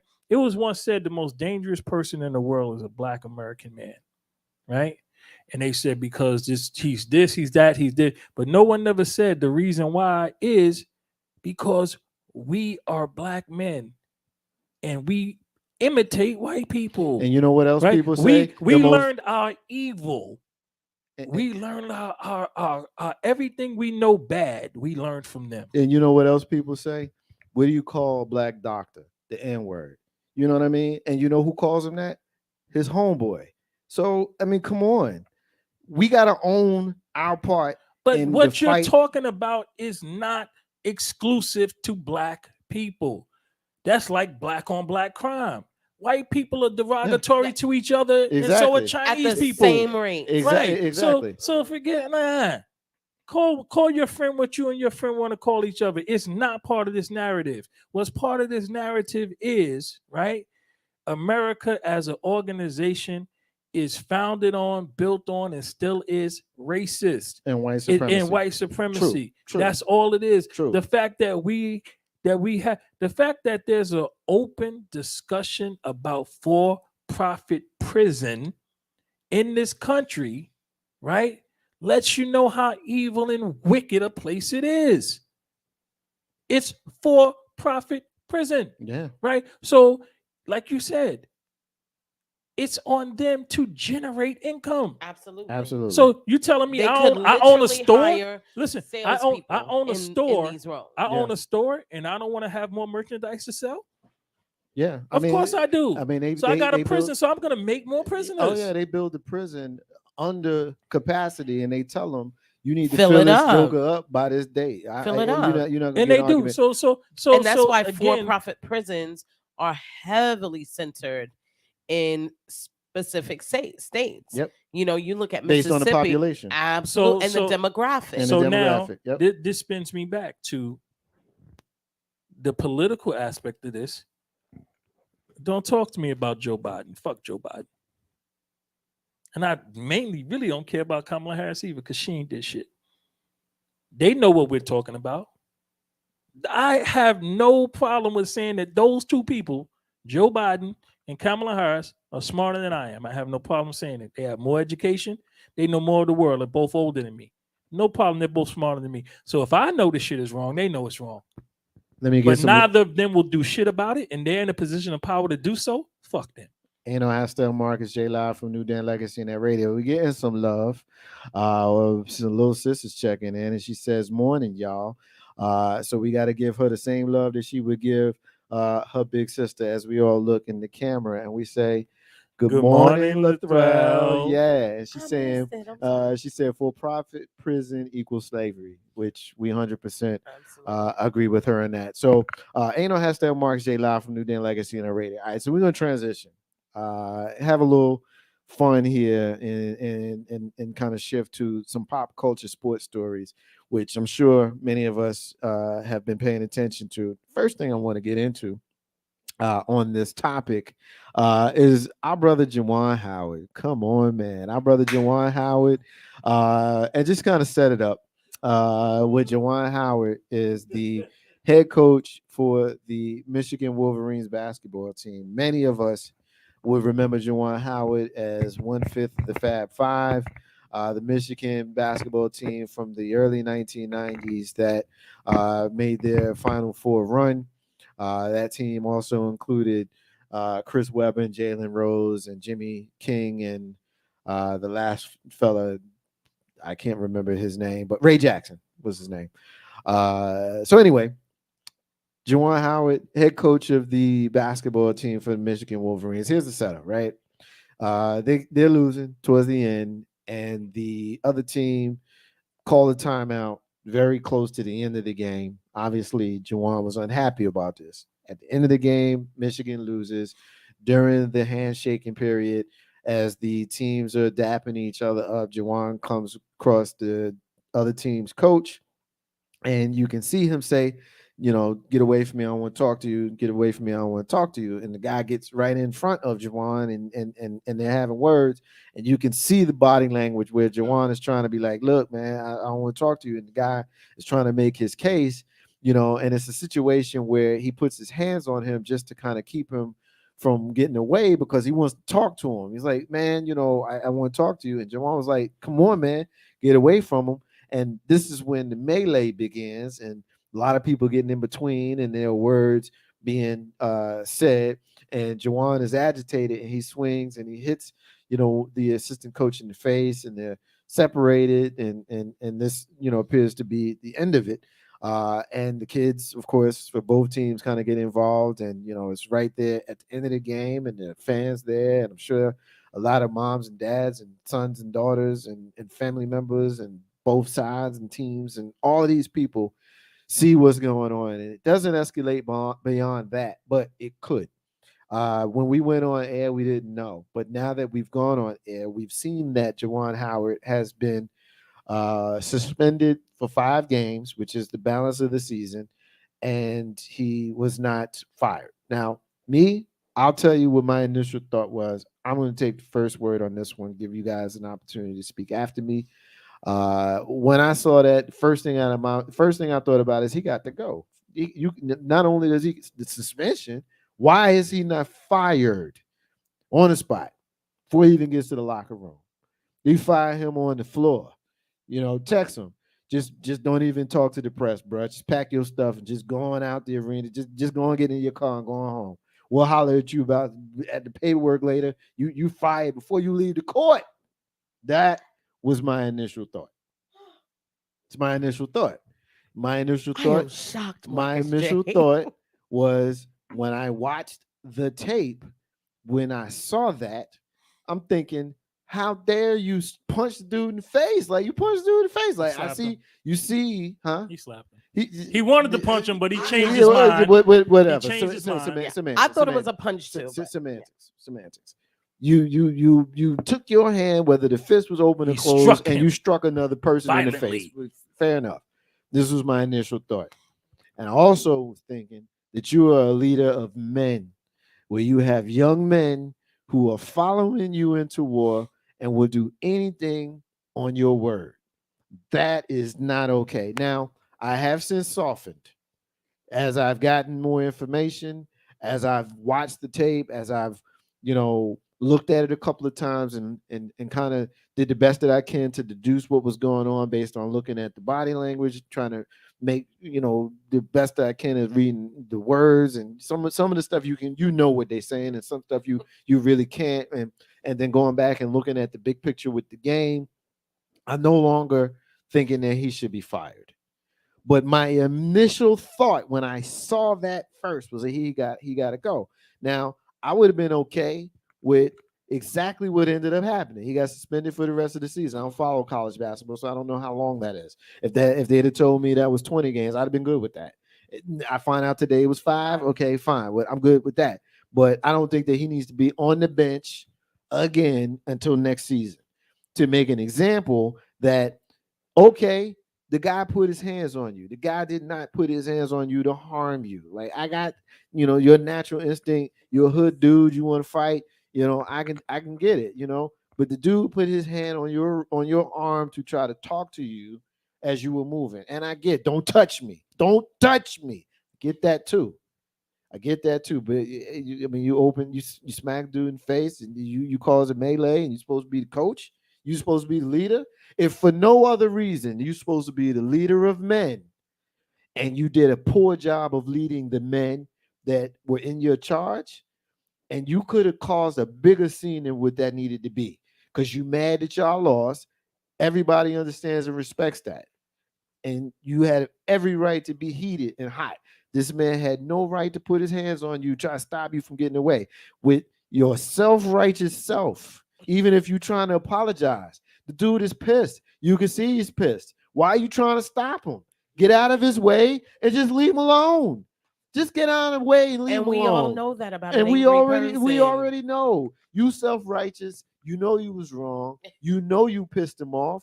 Let him be mad. Because see, the narrative here is, just because you feel like you want to have words with a person that you just pissed off, you don't get to be in that space. They want you to get away from them. You need to be getting away from them. You know what I'm saying? So I see this whole thing big picture wise.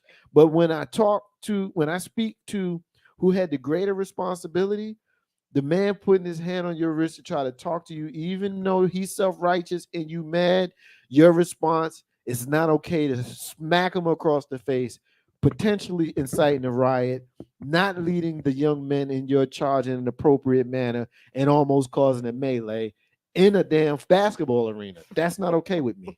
So that's what I got to say. I ain't got nothing else to say about it. Y'all say what y'all got to say. Steph, you up first. I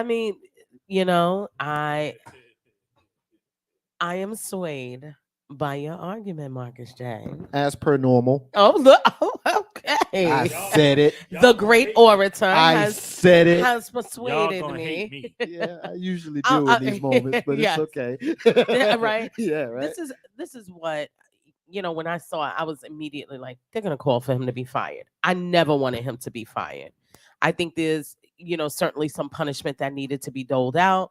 I assumed it actually would be a little bit more than the rest of the season, because I do follow college basketball, and I knew that we're coming to the end of the season. So I was a little bit shocked that they only said the remainder of the season. I agree with you from the standpoint of a very simple 2-word sentence. Leaders lead. Period. Leaders lead. And when you're in a position and you have agreed to your role as a leader, sometimes you agree to things that are outside of your natural disposition. So when you're out with your children and you really are practicing at being a good parent, and someone just brushes by you, you have an opportunity to demonstrate the kind of restraint you want to also teach your children. Now, you also don't put your hands on an angry, grown man. You just don't do it. And you should know that.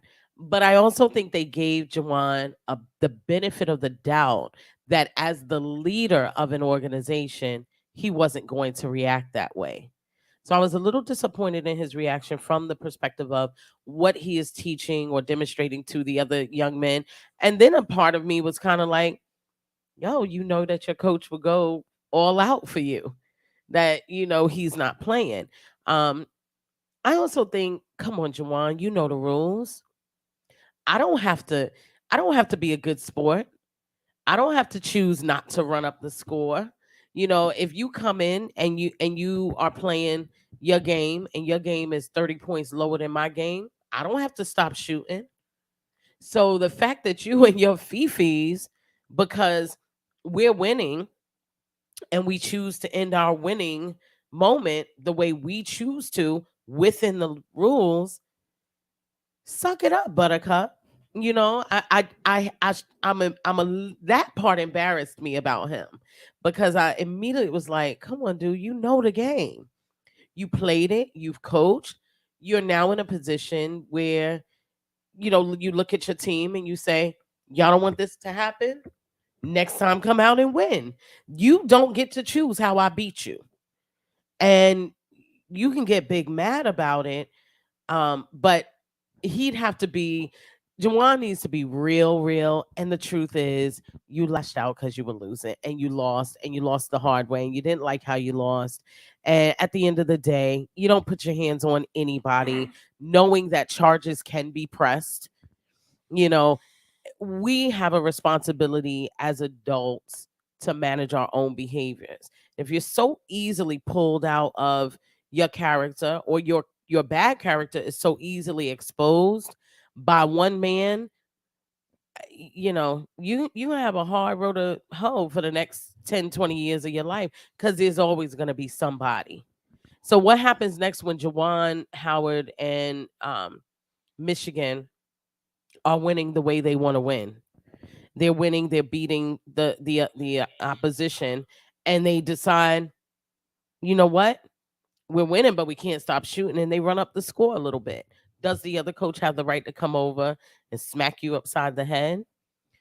You know, don't create a problem where a problem's not meant to be created or where it doesn't need to be. Ultimately, this is about self-preservation. I felt like Juwan Howard dropped his guard. He let his anger, he let his soul lose a moment. And I'm going to tell you, I'm a person, we play Monopoly and you do so, I'll turn the game board over. I don't like losing. Flip the table. I'll flip the game board. Yeah. So I get it, but I don't. You had an opportunity to choose to be the bigger person and to do that one thing and be a leader who leads. That's all you had to do. Before I give you the con, John, I need to address a comment that we got. Let me just say this, and I know I'm gonna get some heat in the room. I can take it, but let me just say that nobody cares that you from Brooklyn, except for people from Brooklyn. You really a hater right I'm now. not being a hater. I'm not being a hater. What you mean? I'm just Why saying. did that even The whole come up? world, Ready to tell you why. the whole world cares. Yeah, nobody cares. Everybody loves us. Y'all don't love us, but y'all love where we from. Let me just say Right, this, John? right? Give me some. John Jr. said, "Nah, son, don't touch me, dead ass." Hashtag Brooklyn. That's where that came from. And I love Brooklyn. It's true though. I love Brooklyn. Look, they I love laughing people. on social media. I love Brooklyn. I love people from Brooklyn. I love y'all. I love John Jr. I love Latrell. I love Sue. Yes, I love come on, we're good everybody, people. right? Except for the Nets. I love Brooklyn. I don't love love They're the not Nets. from They're not Brooklyn. from They Brooklyn. moved in. But They might as well play in gentrified. I Williamsburg. will and say shit. this, man. With Basketball all due respect, gentrifiers. like this whole thing that y'all got, like it's great, and everybody loves where they from. Tamika say you a hater too. Tamika ain't from Brooklyn. She ain't from Brooklyn. Latrell said she feel the hate through the She screen. ain't from Brooklyn. Yes, Latrell. Tamika Yes. doesn't get to say nothing. She ain't from Brooklyn. You know what I'm saying? But she's supporting. Yeah, okay, She cool. upstate And New I'm York. not, and I'm not All a right. hater. Let- I'm not a hater. All I'm saying is The rules still apply. everybody loves where they from.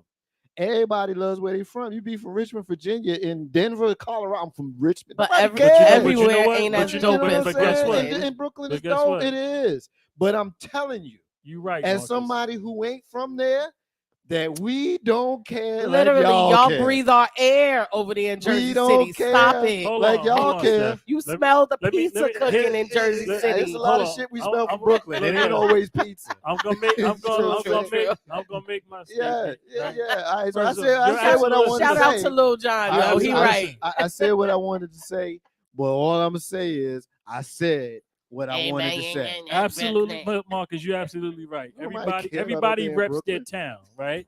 From Brooklyn. Everybody loves where they're Nobody care. from. The difference with it is from Brooklyn, like you said, everybody loves where they're from. Everybody from Brooklyn loves being from Brooklyn. The thing about Brooklyn is everybody from every place else loves Brooklyn. Yeah, okay. See, Their that's the difference. mom moved to Richmond when listen. she was 12, raised you here. You never went to a Okay. school that started with PS, and you still claim Hey, look, Brooklyn. I said I don't want to spend no time on this, so I'm gonna take the last word. One on of it. your I'm favorite people in the world, Michael Jordan, is a from lot- Brooklyn. he was according born to there and Brooklyn grew up in people. Wilmington, but I got you. I'm gonna say this, and then we won't get out of this because I don't want to spend no time. I love y'all. I love the borough. I love the pride. I love all that. But what I'm gonna say is, I don't really care that every single time something got to come up, I got to help for. I don't care, and people don't. They don't care as much as y'all think they do. I'm just saying. All right, And you know okay. how Steppin Marcus J. So let me get into Juwan. I'm no hater. To be consistent, I we say mean, it for us, you trying to not them. come for me on the social media hater? No, you ain't from Brooklyn. If you was from So- Brooklyn, I'd entertain it. You ain't from Brooklyn.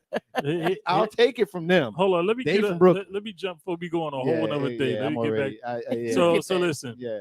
Because I've been there. That's been in my spirit for a long Apparently. This ain't the first time you said it. That's Well, true. I'm probably That is gonna- true. Give me another It'll be reason, another. and I'll say It'll it come again. up soon. Every time you get a chance, you say it. But anyway, so here goes the here goes the thing, right? One of my favorite movies, right? I'm sorry.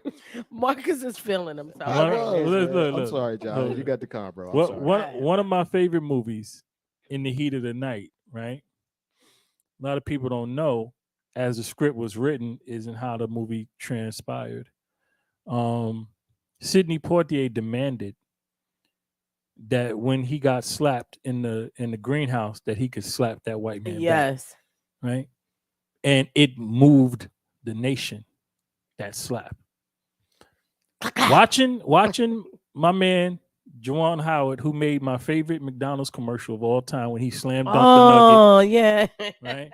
Watching him slap that white man gave me a feeling of like Sidney Poitier slapping the white man. You know what? Okay. You're doing the most. No, I'm telling the truth. Now I got with him. look, listen. He is really I gotta vacation. listen. I gotta put that out there because of how I feel about his punishment. If he worked for me before his hand came back to his shoulder, he'd have been fired. Without question. You grown. You make decisions, and decisions have consequences. Bro, I'd have gave you a fist pump, and I maybe threw you a little bonus check, but you got to go. You can't represent my organization if you ain't got enough self-control not to slap somebody who say something to you you don't like. There it is. Now, aside from that, I cannot believe we all agreed on that. Aside from that, had the man call the police and said he wanted them locked up, I would have been silent. I wouldn't have said, yeah, go white man. But I'd have not said nothing because you know that come with it. And go piggybacking on my son's statement, that's part of life in Brooklyn, right? Mm-hmm. Somebody touch you, slap, but you know. Thank you. You know the police is coming. You know you're going down. You're going, go ahead and lay her up, put on them extra sweat. Yeah, that's right. You know what's going on. Make sure you got change in your pocket, right? Because you know what's coming, right? So again, he'd already been fired. But and let's be clear, that whole he touched me first was nonsense because he touched him way before he got slapped.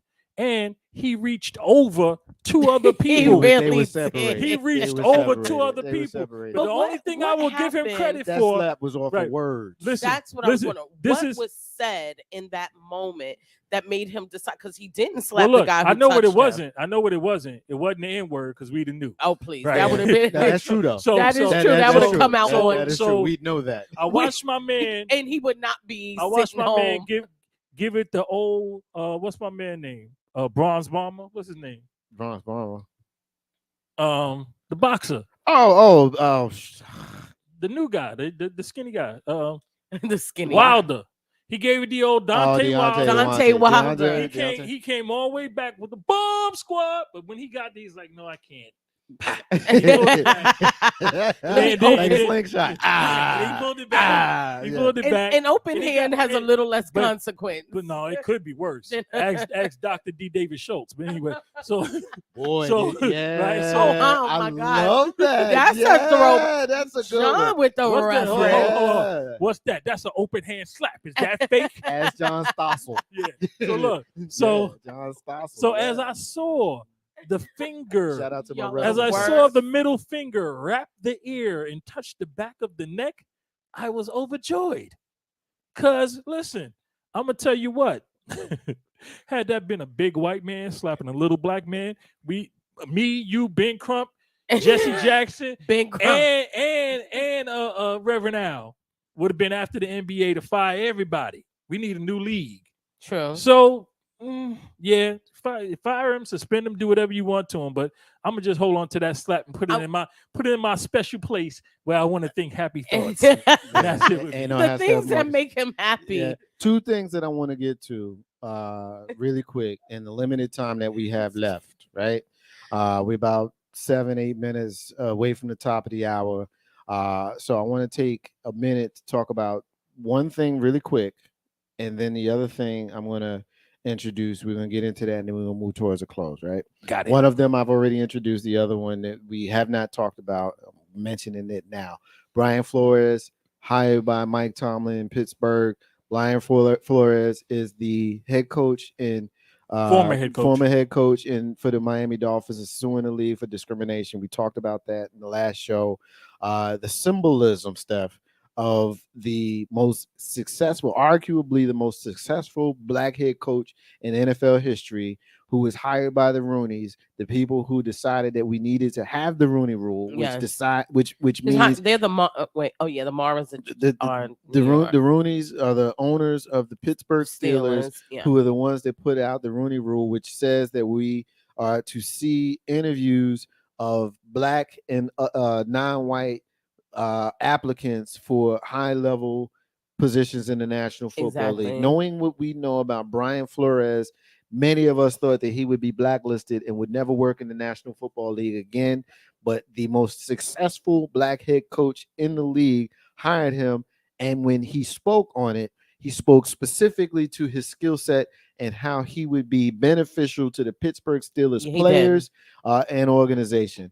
In the interest of time, because we did not, we spent a lot of time on other stuff, so we don't have the kind of time that this story deserves. Yeah. And I will say that very clearly, deserves. I just want to take a moment, very, very briefly, all for both of you. I've already kind of tipped my hat on what I think about it. I think it's great. I think it's wonderful. I think this is an opportunity to show leadership as a black man and as a head coach and as a prominent figure in the National Football League. All of those things, individually and together, Mike Tomlin sticking his neck out. The organization of Pittsburgh Steelers, who have shown themselves to be in the forefront of trying to lead us out of the bullshit of not having leadership in the National Football League.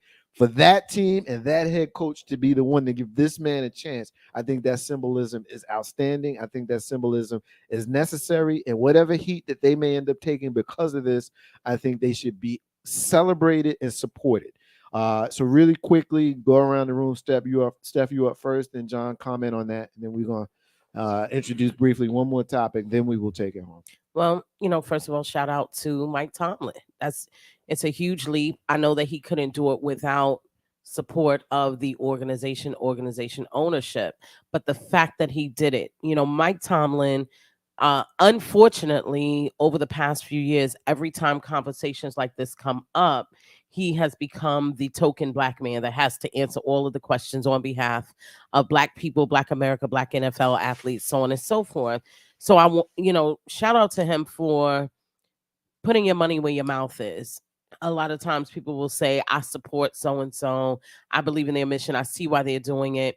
To hire this man while he's in the midst of suing the NFL, not going to be pulling that class action lawsuit back, which is what I heard.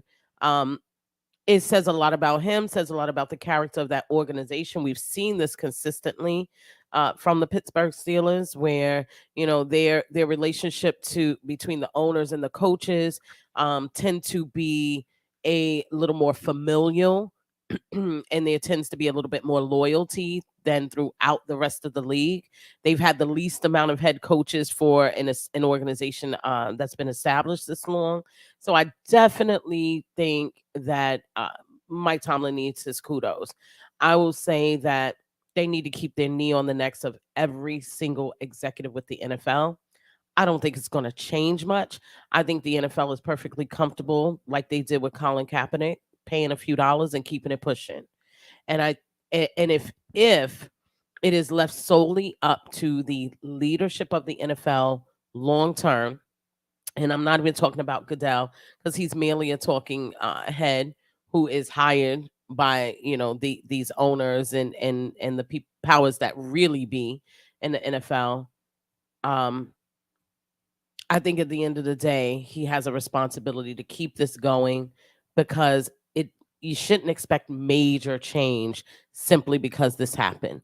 That lawsuit still needs to sit out there. They need to progress. We still have people like Michelle Tafoya denying that Colin Kaepernick was blackballed. Lessons need to be learned. So, John, what you got?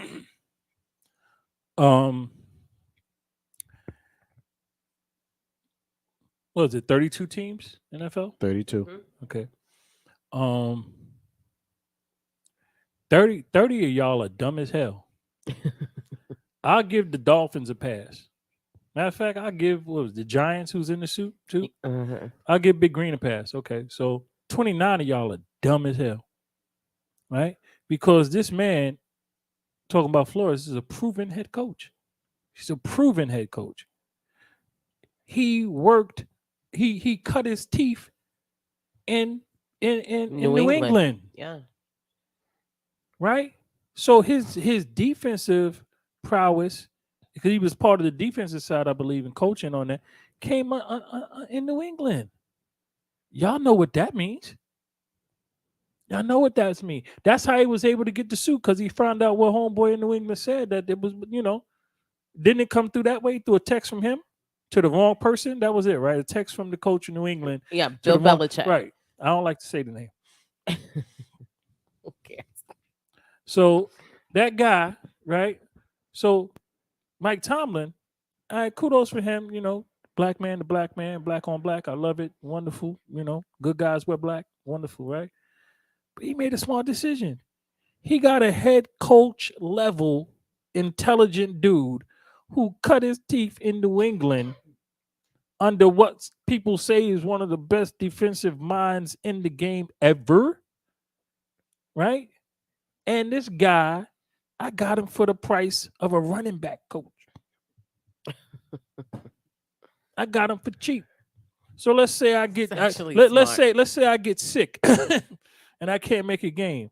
We got a head coach on the sideline. Somebody that head coached in the NFL. Do you know that there are teams in the NFL? I think Tennessee was looking to hire a guy out of high school as an assistant coach to coach in the NFL. A guy out of high school, as from an assistant coach in high school ball to coach in the NFL. They was willing to do that in order to bypass well-qualified black men, including but not limited to Flores. So when people hear about this kind of stuff with the NFL and the way it works and so on and so forth, this goes back to what I was saying earlier. We got to stop acting like it really ain't that bad. Oh, those guys get paid millions of dollars and blah, blah, blah. Just shut up.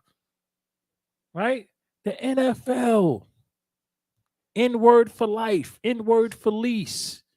They put them up on the auction block like slavery with no shirts on and tell them jump and smile. It's always so ridiculous whenever I hear people make that point. But it's the truth. It's ridiculous. It's not the truth. Listen, it's not the truth. The NFL, okay. It's not the truth. Listen, I know you're a sports fan. Yeah, I am. I know you love sports, right? But that's just ridiculous. But the NFL, it just is. The NFL is nothing. Listen, the NFL, look, the NFL. The symbolism of the way when people say it that way. Listen, anything under the NFL umbrella is disgusting slavery. I think you I minimize think it slavery whenever diminishes you slavery. talk like I'm not Yeah. listen. That's No, why no, it's no, no, no, ridiculous. no, no, no. I'm not minimizing slavery. Of course you are. I'm not giving those 32 white men and those family any kind of pass. To hell with them. They listen to me. Most of the people These that are people- listening to this show right but now here- work for some company run by a white man. right.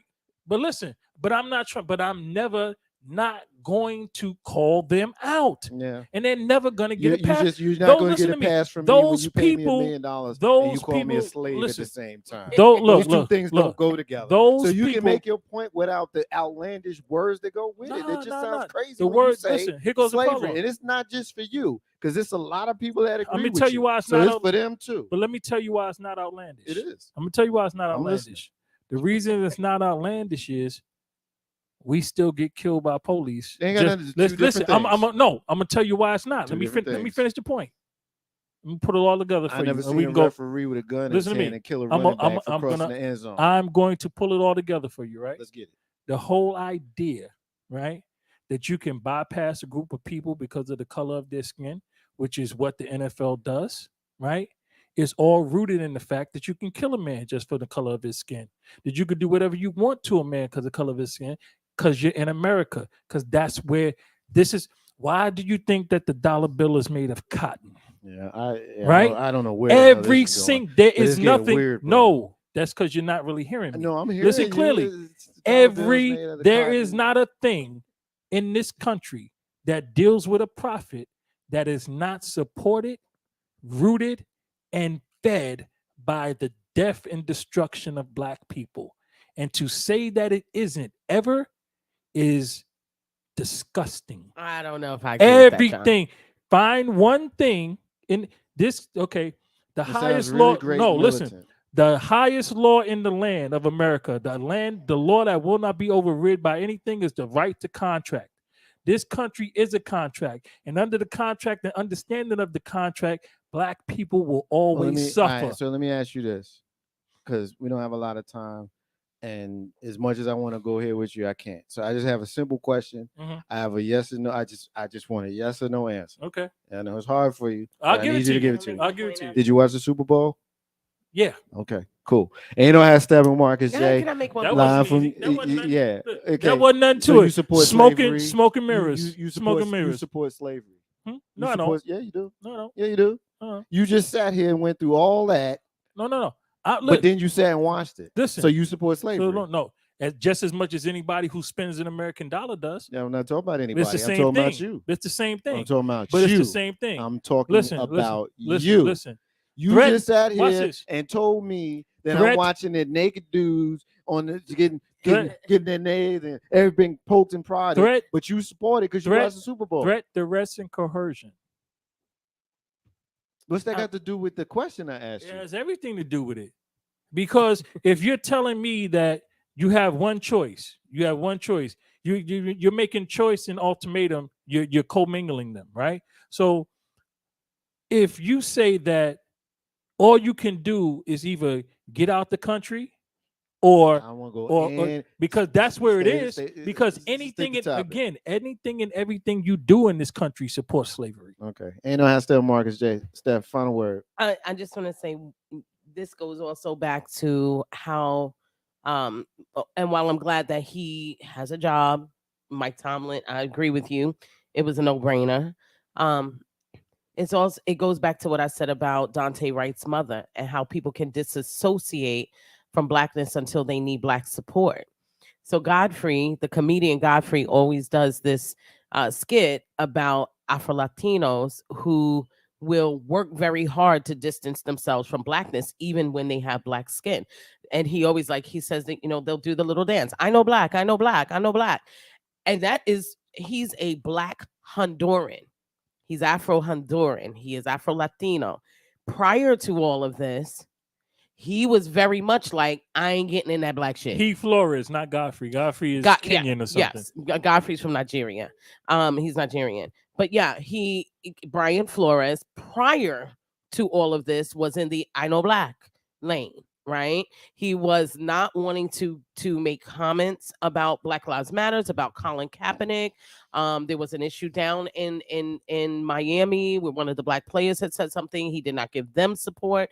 So again, while I understand why we're doing what we're doing, this is one of those cases too where I step back and I say, we got to start deciding where we're throwing our support behind, because the people that he needs supporting him for this class action, and I mean from one of the most important spaces, which is the court of public opinion, look like us.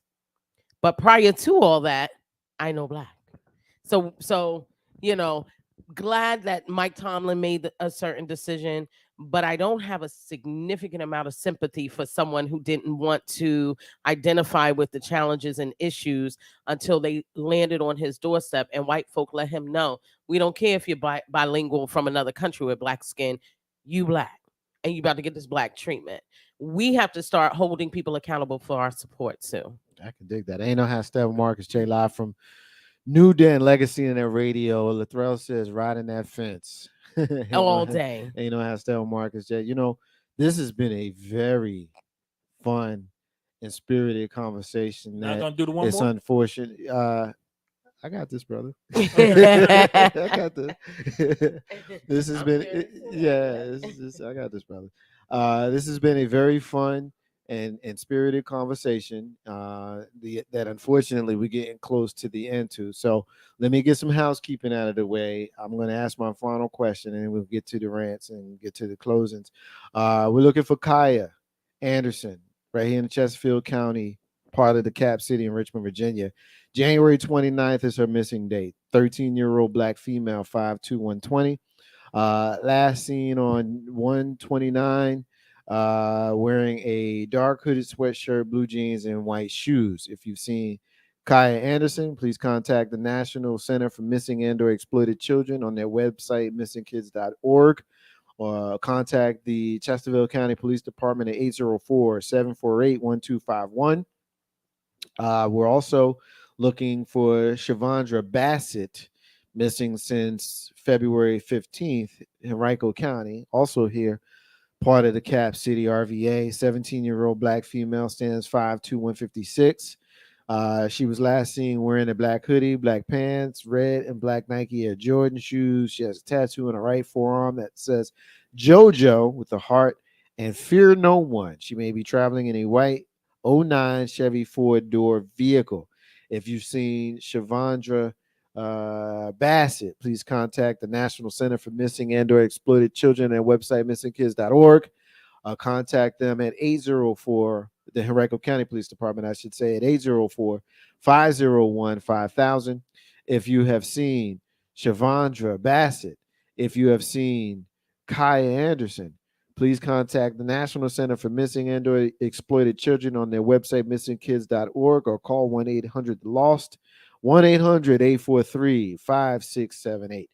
Ain't no hashtag Marcus J is airing live from New Den Legacy and radio as we go to our moment in Black history. This is where I ask the question, and tonight's moment in Black history will not be the traditional where I go and I give you guys detailed facts. Often the moment in Black history speaks to my spirit a little bit more specifically, and where we end up focusing more on one situation, person, or incident. And today, my hat is going to tip my hand a bit. Today, on this day, 57 years ago in the Audubon Ballroom, Malcolm X was murdered, allegedly by members of his own crew, the Nation of Islam. 3 brothers were, or 4, I believe, were charged and later convicted, and a couple of them were exonerated as recently, I believe it's last year. But that's not really what I wanted to talk about. I really wanted to just kind of get that out there and mention that as part of my personal Mount Rushmore of advisors and leaders and spiritual advisors that are led by my father and my older brother. There you have folks like Martin Luther King and Nesta Robert Marley and Al-Hajj Malik Al-Shabazz. So here's what I wanted to do, and here's what I wanted to ask, and here is how I wanted to end. I wanted to talk with you guys and get you guys' thoughts. When we talk specifically of Malcolm X, many of us still to this day hold him as a leader, at least in our spirit, many of us in ideology.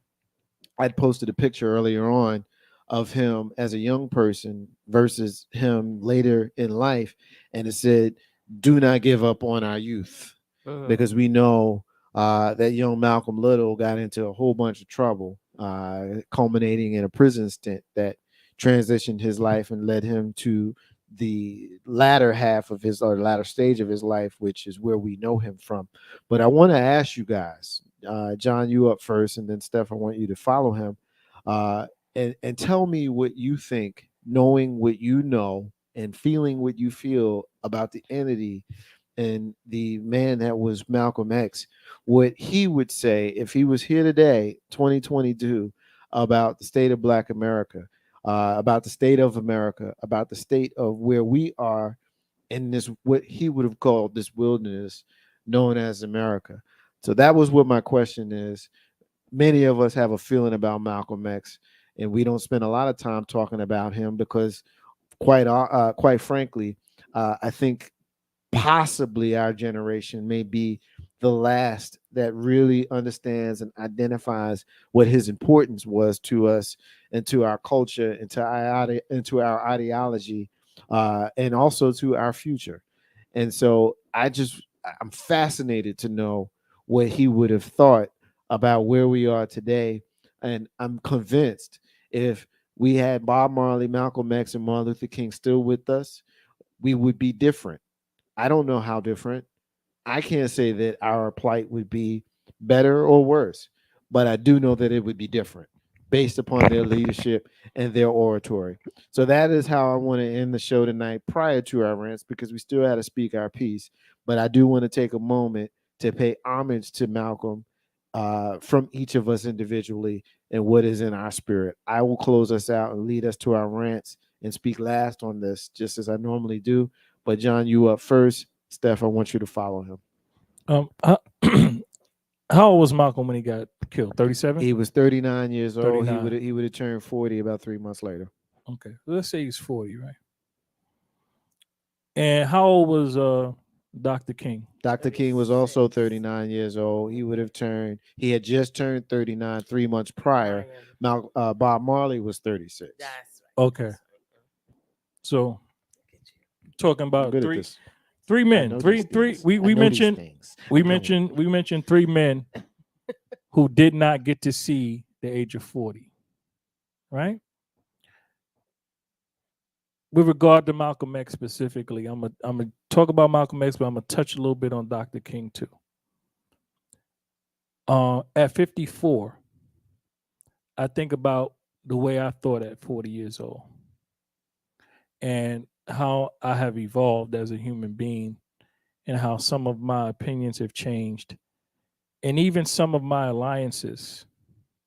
At my core, I would like to believe that I'm the same human, right? But politically, socially, there's a lot of change. And you're supposed to grow in time. You're supposed to change. You're supposed to adapt to the time. You must remain current, right? And observation of what's going on around you. We did not get to experience the greatness of Malcolm X. We only got to see a touch of who he could have been. And yeah, had he been able to live,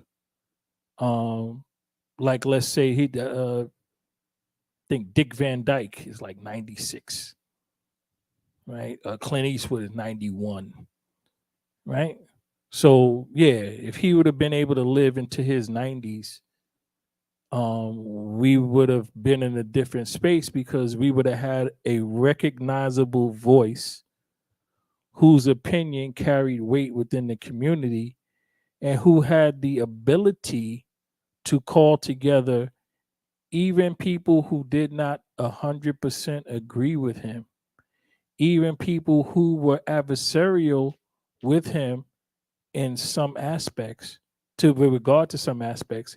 He was still able to unite them in what was the common issue of the community. So, of course, and I think about some of the last interviews and speeches that Dr. King gives. A lot of people always like to talk about the content of character, color of skin thing about Dr. King. Later on, Dr. King says, you know, that speech was kind of whack. He was like, I was on some other stuff when I gave that speech. I was wishing, kind of like what he said. I'm paraphrasing, of course, but he was like, you know, that was a hopeful wish of a young man who didn't know any better.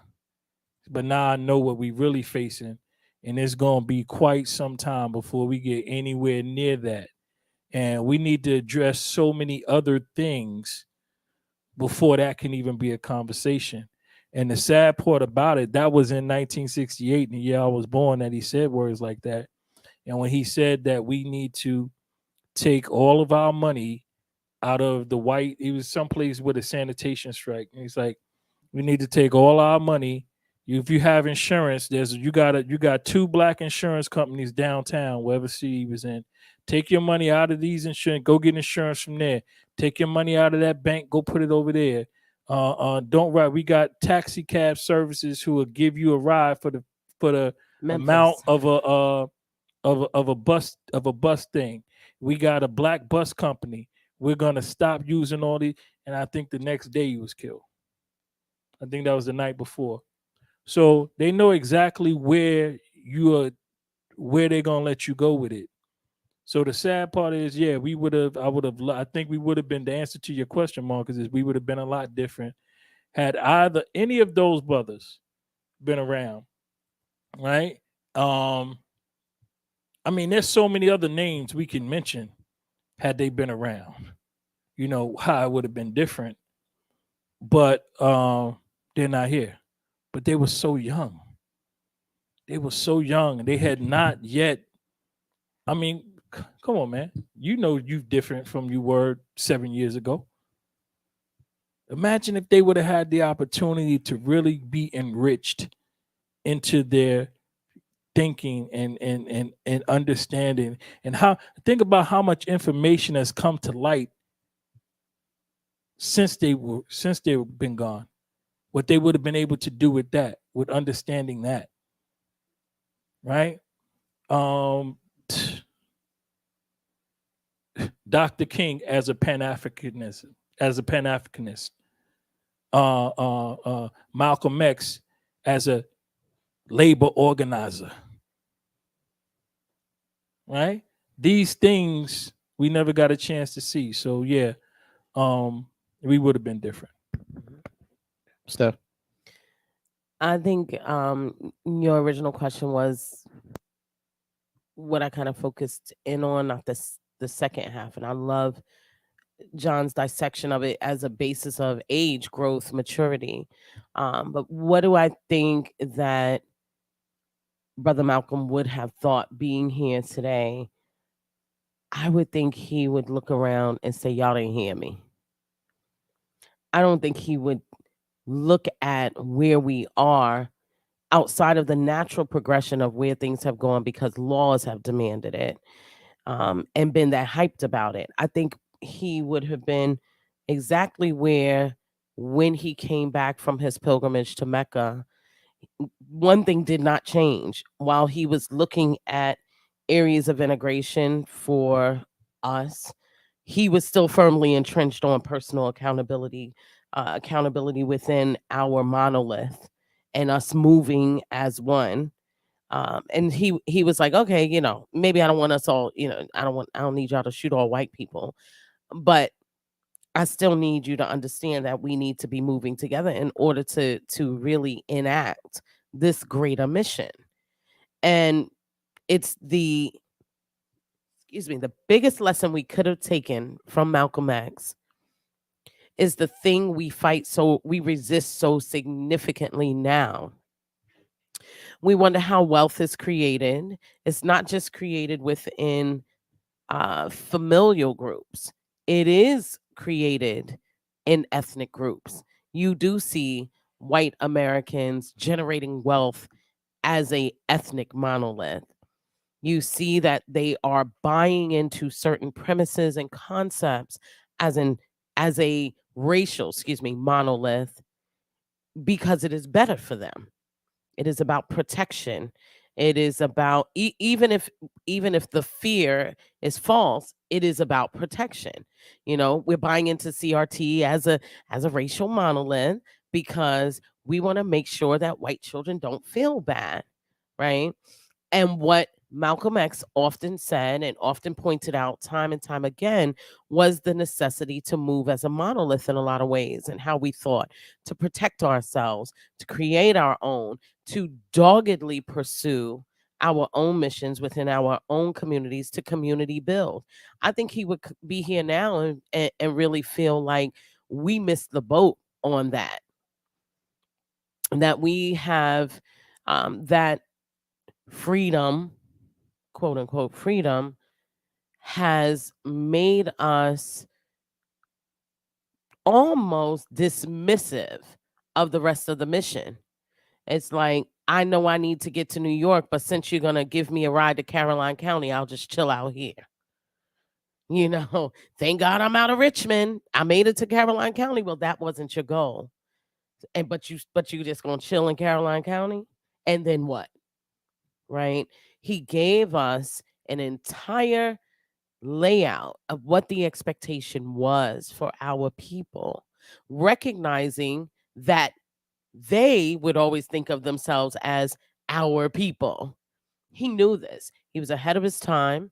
I would challenge and say, from little anecdotes I've listened to or documentaries I've seen about both Malcolm and Martin, that even Martin knew that monolithic idea of community building and all of those things is still a necessity, that you can integrate in the sense of having access and freedom without giving up your desire to build the people who are in your direct and immediate community. What Malcolm knew was that, Marcus, if you don't open a grocery store, it's very likely that there would be hundreds of empty stomachs among Black people.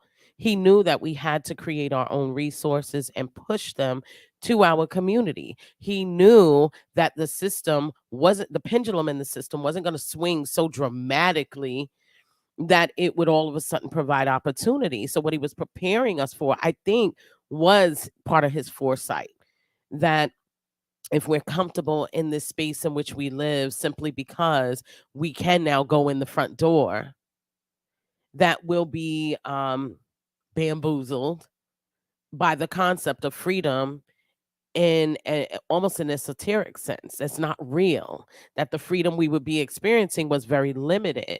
And I think if he was sitting here now and looking all around and and seeing how little we come together and how much we fight about perception and perspective, one thing that he did know was, in order to spare and save their communities and create a boundary and a barrier between them and us, and I'm using this terminology because it's real. Yeah. Right? He knew that they would continuously work to make sure what white person in the 1950s and 60s raising children wanted their children to have a Black experience. You knew what those kids were experiencing. What parent that loves their child wants their child to now have to experience that? So the assumption for white America, even the quote unquote allies, was, oh, we don't want to have that equal experience. And if we all start to integrate, the fear is not that it will elevate, but that certain people will bring it down. And so what he was saying is, why not come together with a group of people that for sure want the greater good for people who look like you? So that means other Black people, without a doubt, and move forward accordingly without even engaging white society. He had gotten to a point where he was like, all right, I still meant what I said about chickens coming home to roost, but let's go ahead and formulate and focus where we are. It actually made him more dangerous. It made him more dangerous to people at the FBI and even within the community that he had come from, Nation of Islam. So I really believe that there would be disappointment in our lack of understanding that while We are not a monolith in thought. There are many spaces in which we need to be a monolith in the way we think and move. I think he would be disappointed by that. I also think he would be shocked at the fact that Black wealth does not equate to an uptick in Black living. Black wealth does very little for Black people because often Black wealth, whether it is, the Bob Johnsons of the world, or the Puff Daddies, or the Jay-Z's of the world, or Diddy, or whatever he's calling himself, Black wealth rarely, and I would posit to say, is never disconnected from white wealth, and it is never disconnected from white power. And so, therefore, we're never going to see Black wealth behave in a way of where it is pushing and promoting Black progress at all costs. And I think that would have disappointed Brother Malcolm, that we've gotten there, and what we do with it is go back and make sure that we're okay with the man. Yeah. I don't think he would. I think it's almost a good thing that he and MLK don't have to see some of the things that we see, live through, and that we experience on a regular basis. That wealth, the point that you make, why it moves that way is because it's not black, it's green. Right. And that capitalism is paramount to everyone. You'd rather be wealthy than be with it in many cases. Well, better wealthy than woke. Exactly. Right. When I for think, a lot of people, not all, but for a lot. When I think about Malcolm, I think about what many people think of when they think of Malcolm versus what Malcolm was evolving to become. When we think about Malcolm, those of us who came along after his death and we learned about him, and I'll speak my truth, Chuck D and Public Enemy introduced me to Malcolm X. Like, I'm 14, 15 years old. We so Gen X. Listening, we are Gen X. I love it. We are Gen X because, there was I didn't learn about Malcolm X in my home. I learned about Malcolm X in my radio, in my headphones. And, as I had gotten older and I talked to moms and pops about Malcolm X, and more specifically, and I speak to our brother K-Dub and his grandmother about Malcolm X, they talk about when he was set to come to Jersey City and how and a few years later when Martin Luther King was set to come to Jersey City, and both instances, the folks in Jersey City were not happy about that. They did not want them to come. And I think when we are thinking about them in the many, many, many years after their murders at the hands of the United States government, both of them, I think that we get caught up in romanticizing who they were in our estimation, when our own people, when they walked the earth, didn't fuck with them. For real. Period. Not on mass. They not did all. not. They did not fuck with them.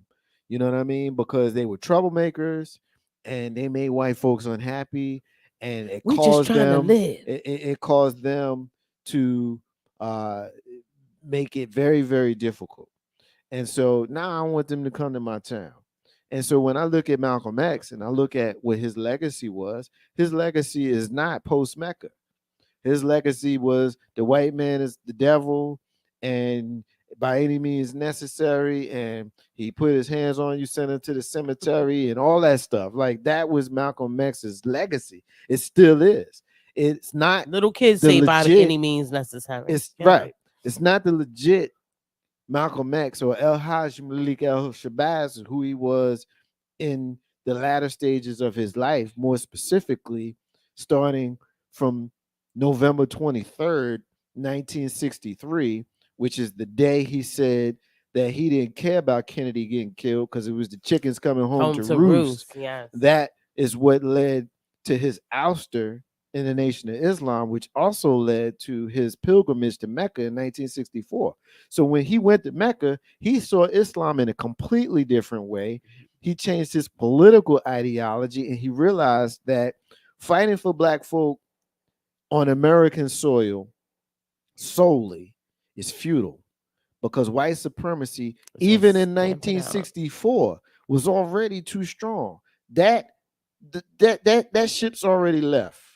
So how you do this is you appeal to the grander scale, and you start with folks that look like you, which is the reason why he went to Africa, which is the reason why he toured it, and he met with the heads of state, and he had them on his side, on our side.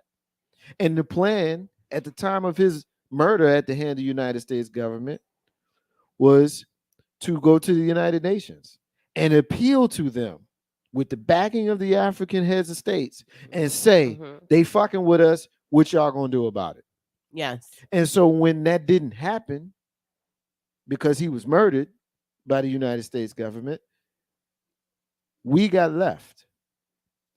It's understandable because a leader is gone, but we got left. And so what I think that he would say, if he could speak to us now with the benefit of the many years that have passed, is what happened, yo.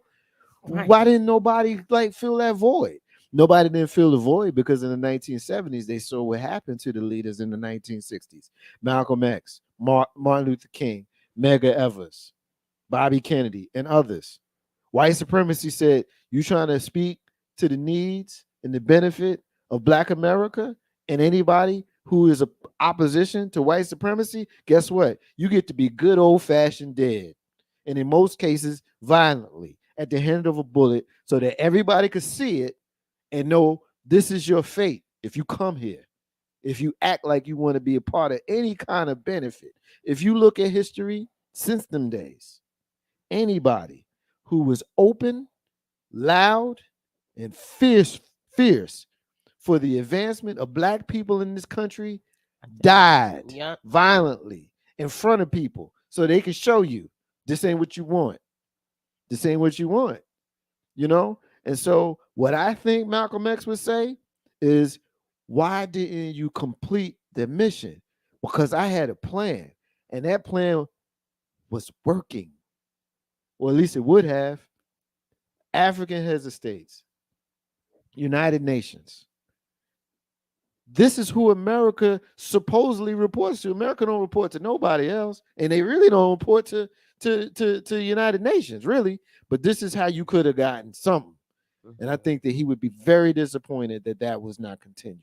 And you know how Steppin Marcus J, live from New Den, Legacy Internet Radio. And I appreciate you guys indulging us in a twist in our moment in Black history. There are certain people who deserve shine, and I appreciate my team, your team, indulging me, because I'm gonna speak this man's name. It's gonna always be in my mouth until I can't speak any longer, and I pass it on to anybody who would listen, and certainly my heirs. And so I appreciate the love with regards to listening and being a part of that discussion. Ain't no hashtag Marcus J, live from New Den, Legacy Internet Radio. All right, it's time to get the hell out of here, because we've been going on and on and on. And as much as I love Gen you, X and it's we close can to my continue. bedtime. Well, no, I need to go and do some other stuff. You know what I'm saying? You're ridiculous. You know what I'm saying? Yeah. I'm with you. Yeah. Ain't no hashtag with Marcus J. Love me some Marcus J. Love me some John. Hey, y'all lift me. I appreciate the you, transparency brother. that John and I share. And, you know, when we occasionally lock horns, you know, for those who, when they hear, oh, Lord, they fight, like, we ain't fight, man. No. We always say it. Iron sharpens iron. I love this man. Tell him all the time. That's what we do, man. I'm a witness. And I'm going to tell you. It's all in love. Brothers, look your brother in the eye and tell him you love him. Look him in the eye and tell him you love him. And then hard stop. And then move on. John, you got the con. It's time for you to close us out with your rant and your closing. I know it's going to be great and poignant, as it usually is. You're going to lead us in some wise prose. I'm looking forward anxiously to hearing where you go, my brother. What you got? Where you going, man? This dude is the florist. You gotta love it. What's the company with Mercury as they logo? Mercury is the logo. He's running with the thing on. He's got the bouquet of flowers. I don't know you, but I'm picturing it. What's that company? That's Marcus. I'm gonna think what that company is. Okay, is that a good thing? Yes. Yeah, that's I'm you. like so. Because you deliver the flowers like no other. I know my skill set. Yeah, find out that company. That's your new nickname, brother. But see, Whatever that company but see, is. before you go on, let me just say this to address that, and I appreciate you saying that because I always think that it is imperative to show people that you love them, and sometimes that comes in giving flowers. But I don't say shit on me. So if you was whack, Oh no, it's no. But see, listen, you ain't getting none of that. It's a foregone conclusion that FTD. FTD. That is, I don't know what all that means, but it's their letters. Yeah. Oh, okay, that's it. Yeah. Oh, damn, I never seen that before. FTD that has is... a long name, I'm sure. Yeah. But yeah. Thank you, brother. Yeah, that's you. Yeah. FTD. Okay, so here we go. My closing. As we discuss things here and as we all give our opinions, my brain starts, working on stuff. And I really feel like, I've said this before. Black people talk too much.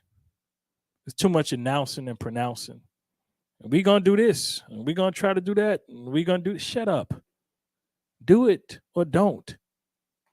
But don't talk about it. Nobody has to know. Just get it done. Right? I don't think we need to concentrate. We have to change the whole idea. People always talk, we got to have more Black businesses. We got to have Black ownership. We got to do this. That sound good. You know what we got to do? As individuals, be successful. Right? Yeah, it would be nice to have a Black-owned supermarket in the Black neighborhood. Unfortunately, that ship has sailed. Right? Walmart got it covered. The ship has sailed. Right? Just have enough money to buy groceries. Have them shits delivered. Right? We got to get out of that. This is not the 50s and 60s. It's 2022. Right? Racism that you face in this country has much more to do with your bank account than the color of your skin, whether you realize it or not.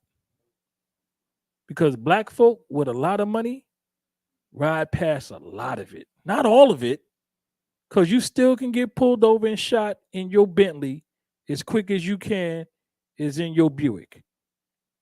However, right, if you got a driver and you're at the back of the Bentley, you may, if you got a white driver, you might make it. So we had to think about things. What was the term before? African American? We got to spin that. Let's be American African. Let's recognize the American dream and let's experience it without running our mouths. Because you can do it. I know personally 3 people who applied, were interviewed, and hired for jobs without ever physically being in the presence of anyone from the company or being seen. 6-figure jobs. That's the world we live in now. Put in your application, do a phone interview real quick, have the necessary qualifications. They're going to mail you a laptop. You ain't even got to buy one. They're going to mail you one. Plug it up, run through the systems, make sure you don't take it out of the country if they tell you not to. Do your job, make your money. Right? Let all of this other stuff slide by you. Go out and vote in your election every year. Every year. Educate yourself on who is running for what. Cast your vote and then go home. You did what you needed to do. Right? Because everything else is fluff. It's folly. Smoke and mirrors. All of it. We spoke about Steph said, you know, Malcolm would be disappointed. If he just came back today and looked at it, he'd be disappointed. He'd say, what happened? What happened? Y'all didn't listen. It's not that we didn't listen. Here was the problem. There was never a plan. It was never written down. There was never a format to follow. There was never an organized, structured effort nor organization designed to show us how to move. Right? Because when you have that, you know what you do? You bury the man, you follow the plan. George Washington died. The country kept getting more racist. Jefferson died. Thomas Jefferson, country kept getting more racist. All of these white people died. All their leaders died. They shot Lincoln in the head, and he wasn't a friend of the black man. Don't you believe it? Country kept getting more racist. Right? George Bush Sr. died. I liked him, but the country kept getting more racist. Right? So we can't just accept the fact that, oh, they're going to kill a leader, so we don't need. Nah, make a plan, follow the plan. And here, lowly old me, I'm a nobody. I'm going to give black people the plan.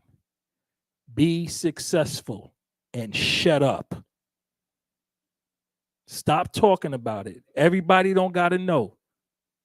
If you want to buy a rollie, put your nice cuff over it. Don't everybody need to know you got money. Don't everybody need to know what you're doing or how you're doing it. Mind your business. Get some life insurance for yourself and your children the day they're born. Forget about the little Gucci sweater and the cute little Reeboks and the, no. Get them some life insurance. Right? Be successful.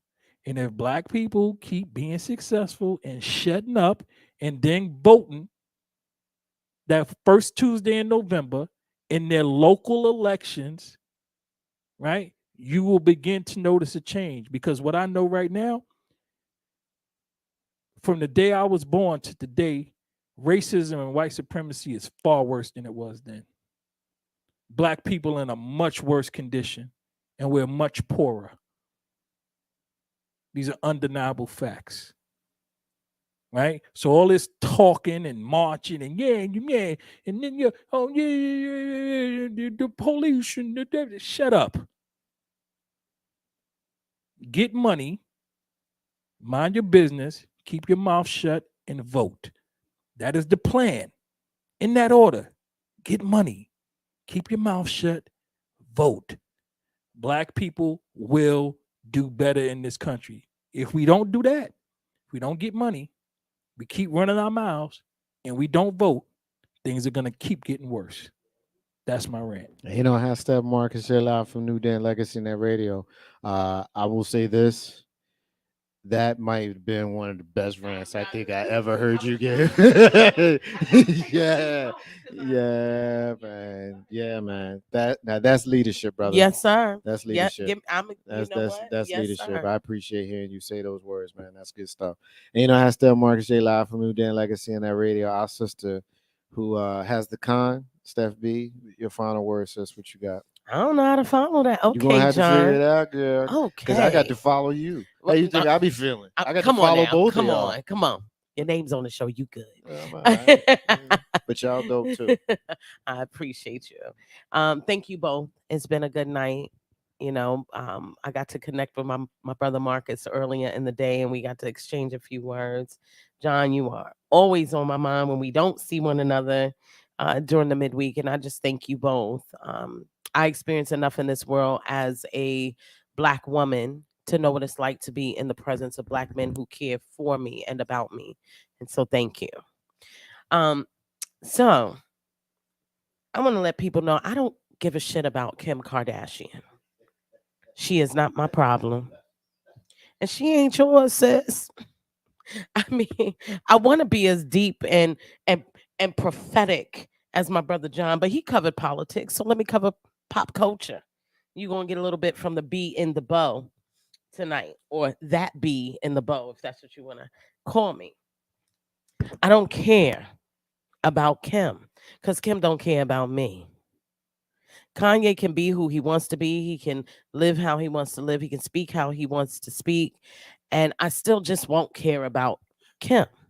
$6 billion. He do whatever he want to do. He do what he want to do. Let's go, Kanye. Period. The reason that I'm mentioning this is because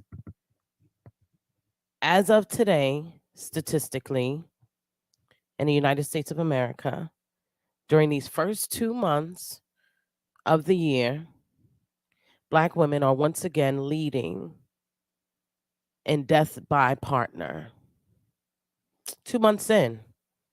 And we are already statistically the women that are more likely and that are actively being killed by the people who claim to love us, that we sleep with, that we bear children for, that we bear children with. We're still dying. And y'all want me to care about Kim. It makes me think of Eminem. Y'all want me to care about Kim. Like, I got something to say. I don't. I have nothing to say except that there is nothing that a wealthy white woman needs from me or you, my sisterhood, that you need to comment on. I recognize that Kanye has issues. I acknowledge that Kanye has behaviors that I would not want my son to replicate. And based on the very small amount of the Genius documentary, which I cannot wait until it all comes out so I can binge it. I don't think this is the Kanye his mother would have wanted him to be.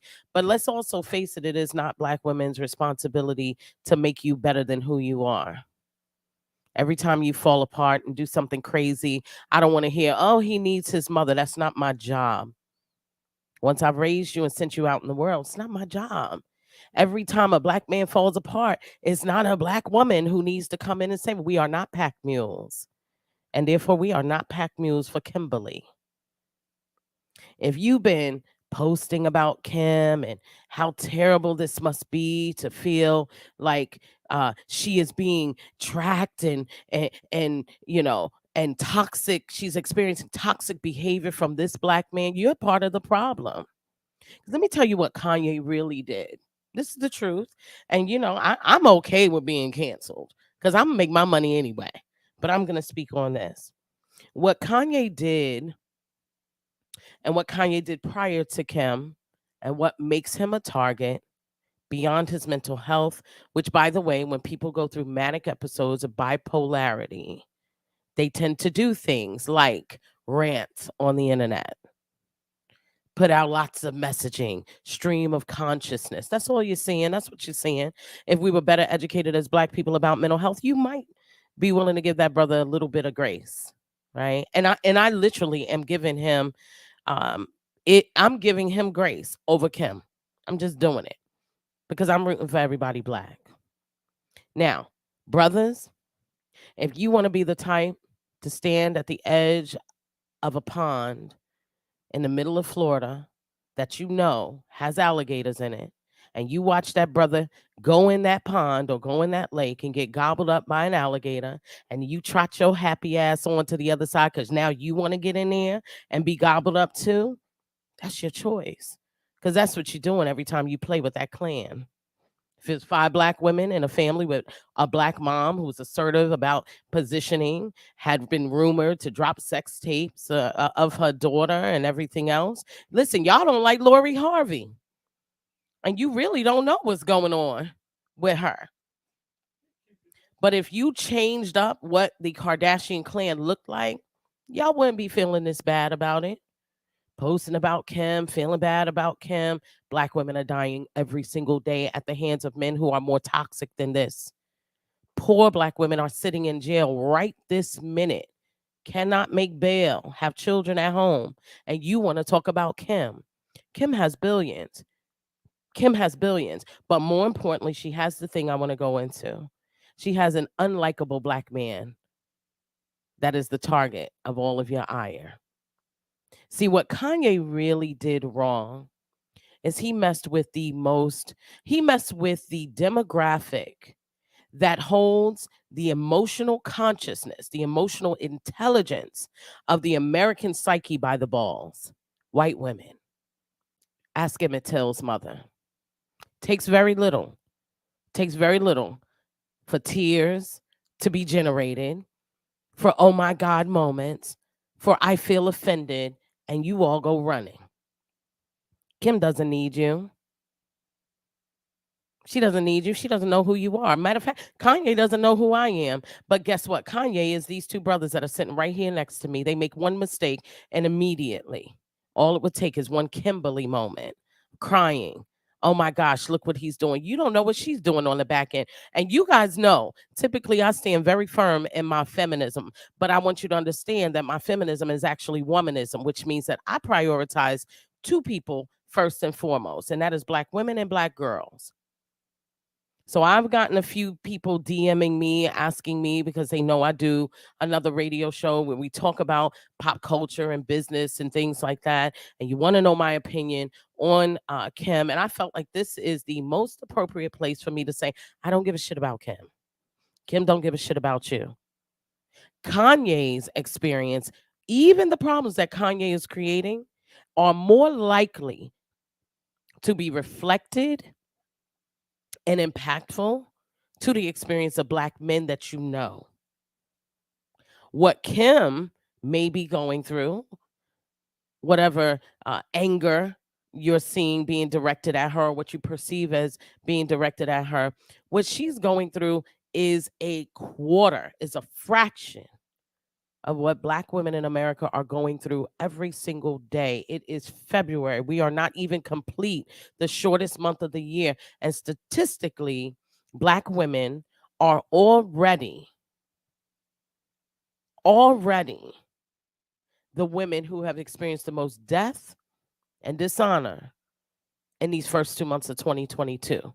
So before you text me, call me, ask me what I think about Kim, ask me what I think about Keyshana out there. Because if it ain't about my sisters, it's not about nothing. And that's my rant. Ain't no half stepping. Marcus J live from New Dan Legacy in that radio. Special thank you to our guest earlier, our sister Monica McMillian, program manager, Bishop Audie Hines, director of operations, Metro Community Ministries. Special thank you to John and Steph. You guys brought it tonight, man. This was a good show. We hadn't been on in a couple of weeks, and we have decided we're going to take our breaks. And so follow us on social media. You want to know when we're going to be here. We'll be back next week. We can tell you that. Week after that, we'll let you know next week. That's the energy we bring in these days. So if you rock with us, continue to do so, because we're rolling with y'all. Here's my rant. We talk a lot about politics and social constructs and all of those things these days. And I have to be true to who I am these days, right?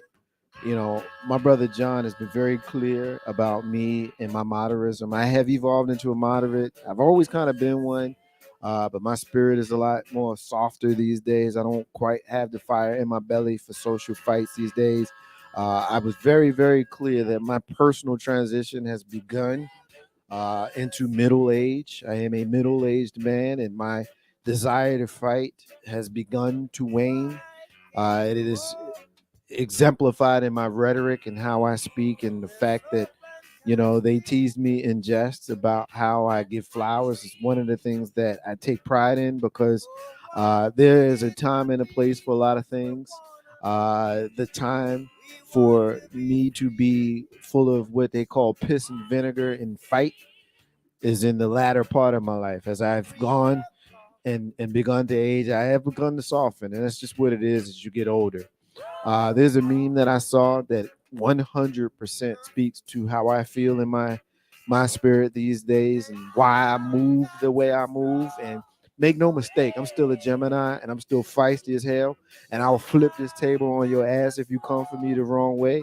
But I prefer to not be that way. I would much prefer to speak softer in my rhetoric and to be softer in my spirit, and to speak in a manner that promotes love and prosperity and camaraderie amongst us, my people. Everybody else is secondary. Real talk. But I want to speak about that because I look around us and I see a lot of fear. And I'm speaking from the meme here, reading the meme. But I speak what's true in my heart. And when I read these words, is how I felt. So I look around, I see a lot of fear. People getting more and more comfortable, just okay with hate, and more at ease at being mean, and more united in their separation. And I think, nah, man, that ain't for me. And so I'm not gonna get lost in this fearless world, in this fearful world, I should say. I will not play with bullies. I'm just not gonna do it. I'm not gonna do it. I'm gonna continue to be brave. I'm gonna continue to be kind, because for some reason those qualities have been associated with weakness. And if you know me, that's one thing that I ain't. I will speak for real unity, and I'm going to, no matter what, never ever stop loving. And I'm gonna tell you, even if I make it weird. It's the Mary Marcus's unrelated rants. Got nothing to do with we in here talking about tonight. It's the end of the show. Remind you, independence is the key to building your legacy. I want to say peace to all of the stars and all of the squares. And the abundance of water, the fool is thirsty. Those are the words of Bob Marley, who you hear singing in the background. Last, absolutely not least, authenticity has no competition. Appreciate y'all. Rock with y'all. Roll with y'all. Roll with John. Roll with Steph. Roll with me. Ain't no hashtag Marcus J. Live from New Den of Legacy Internet Radio. We'll be back here live next week, y'all. Holla at your family.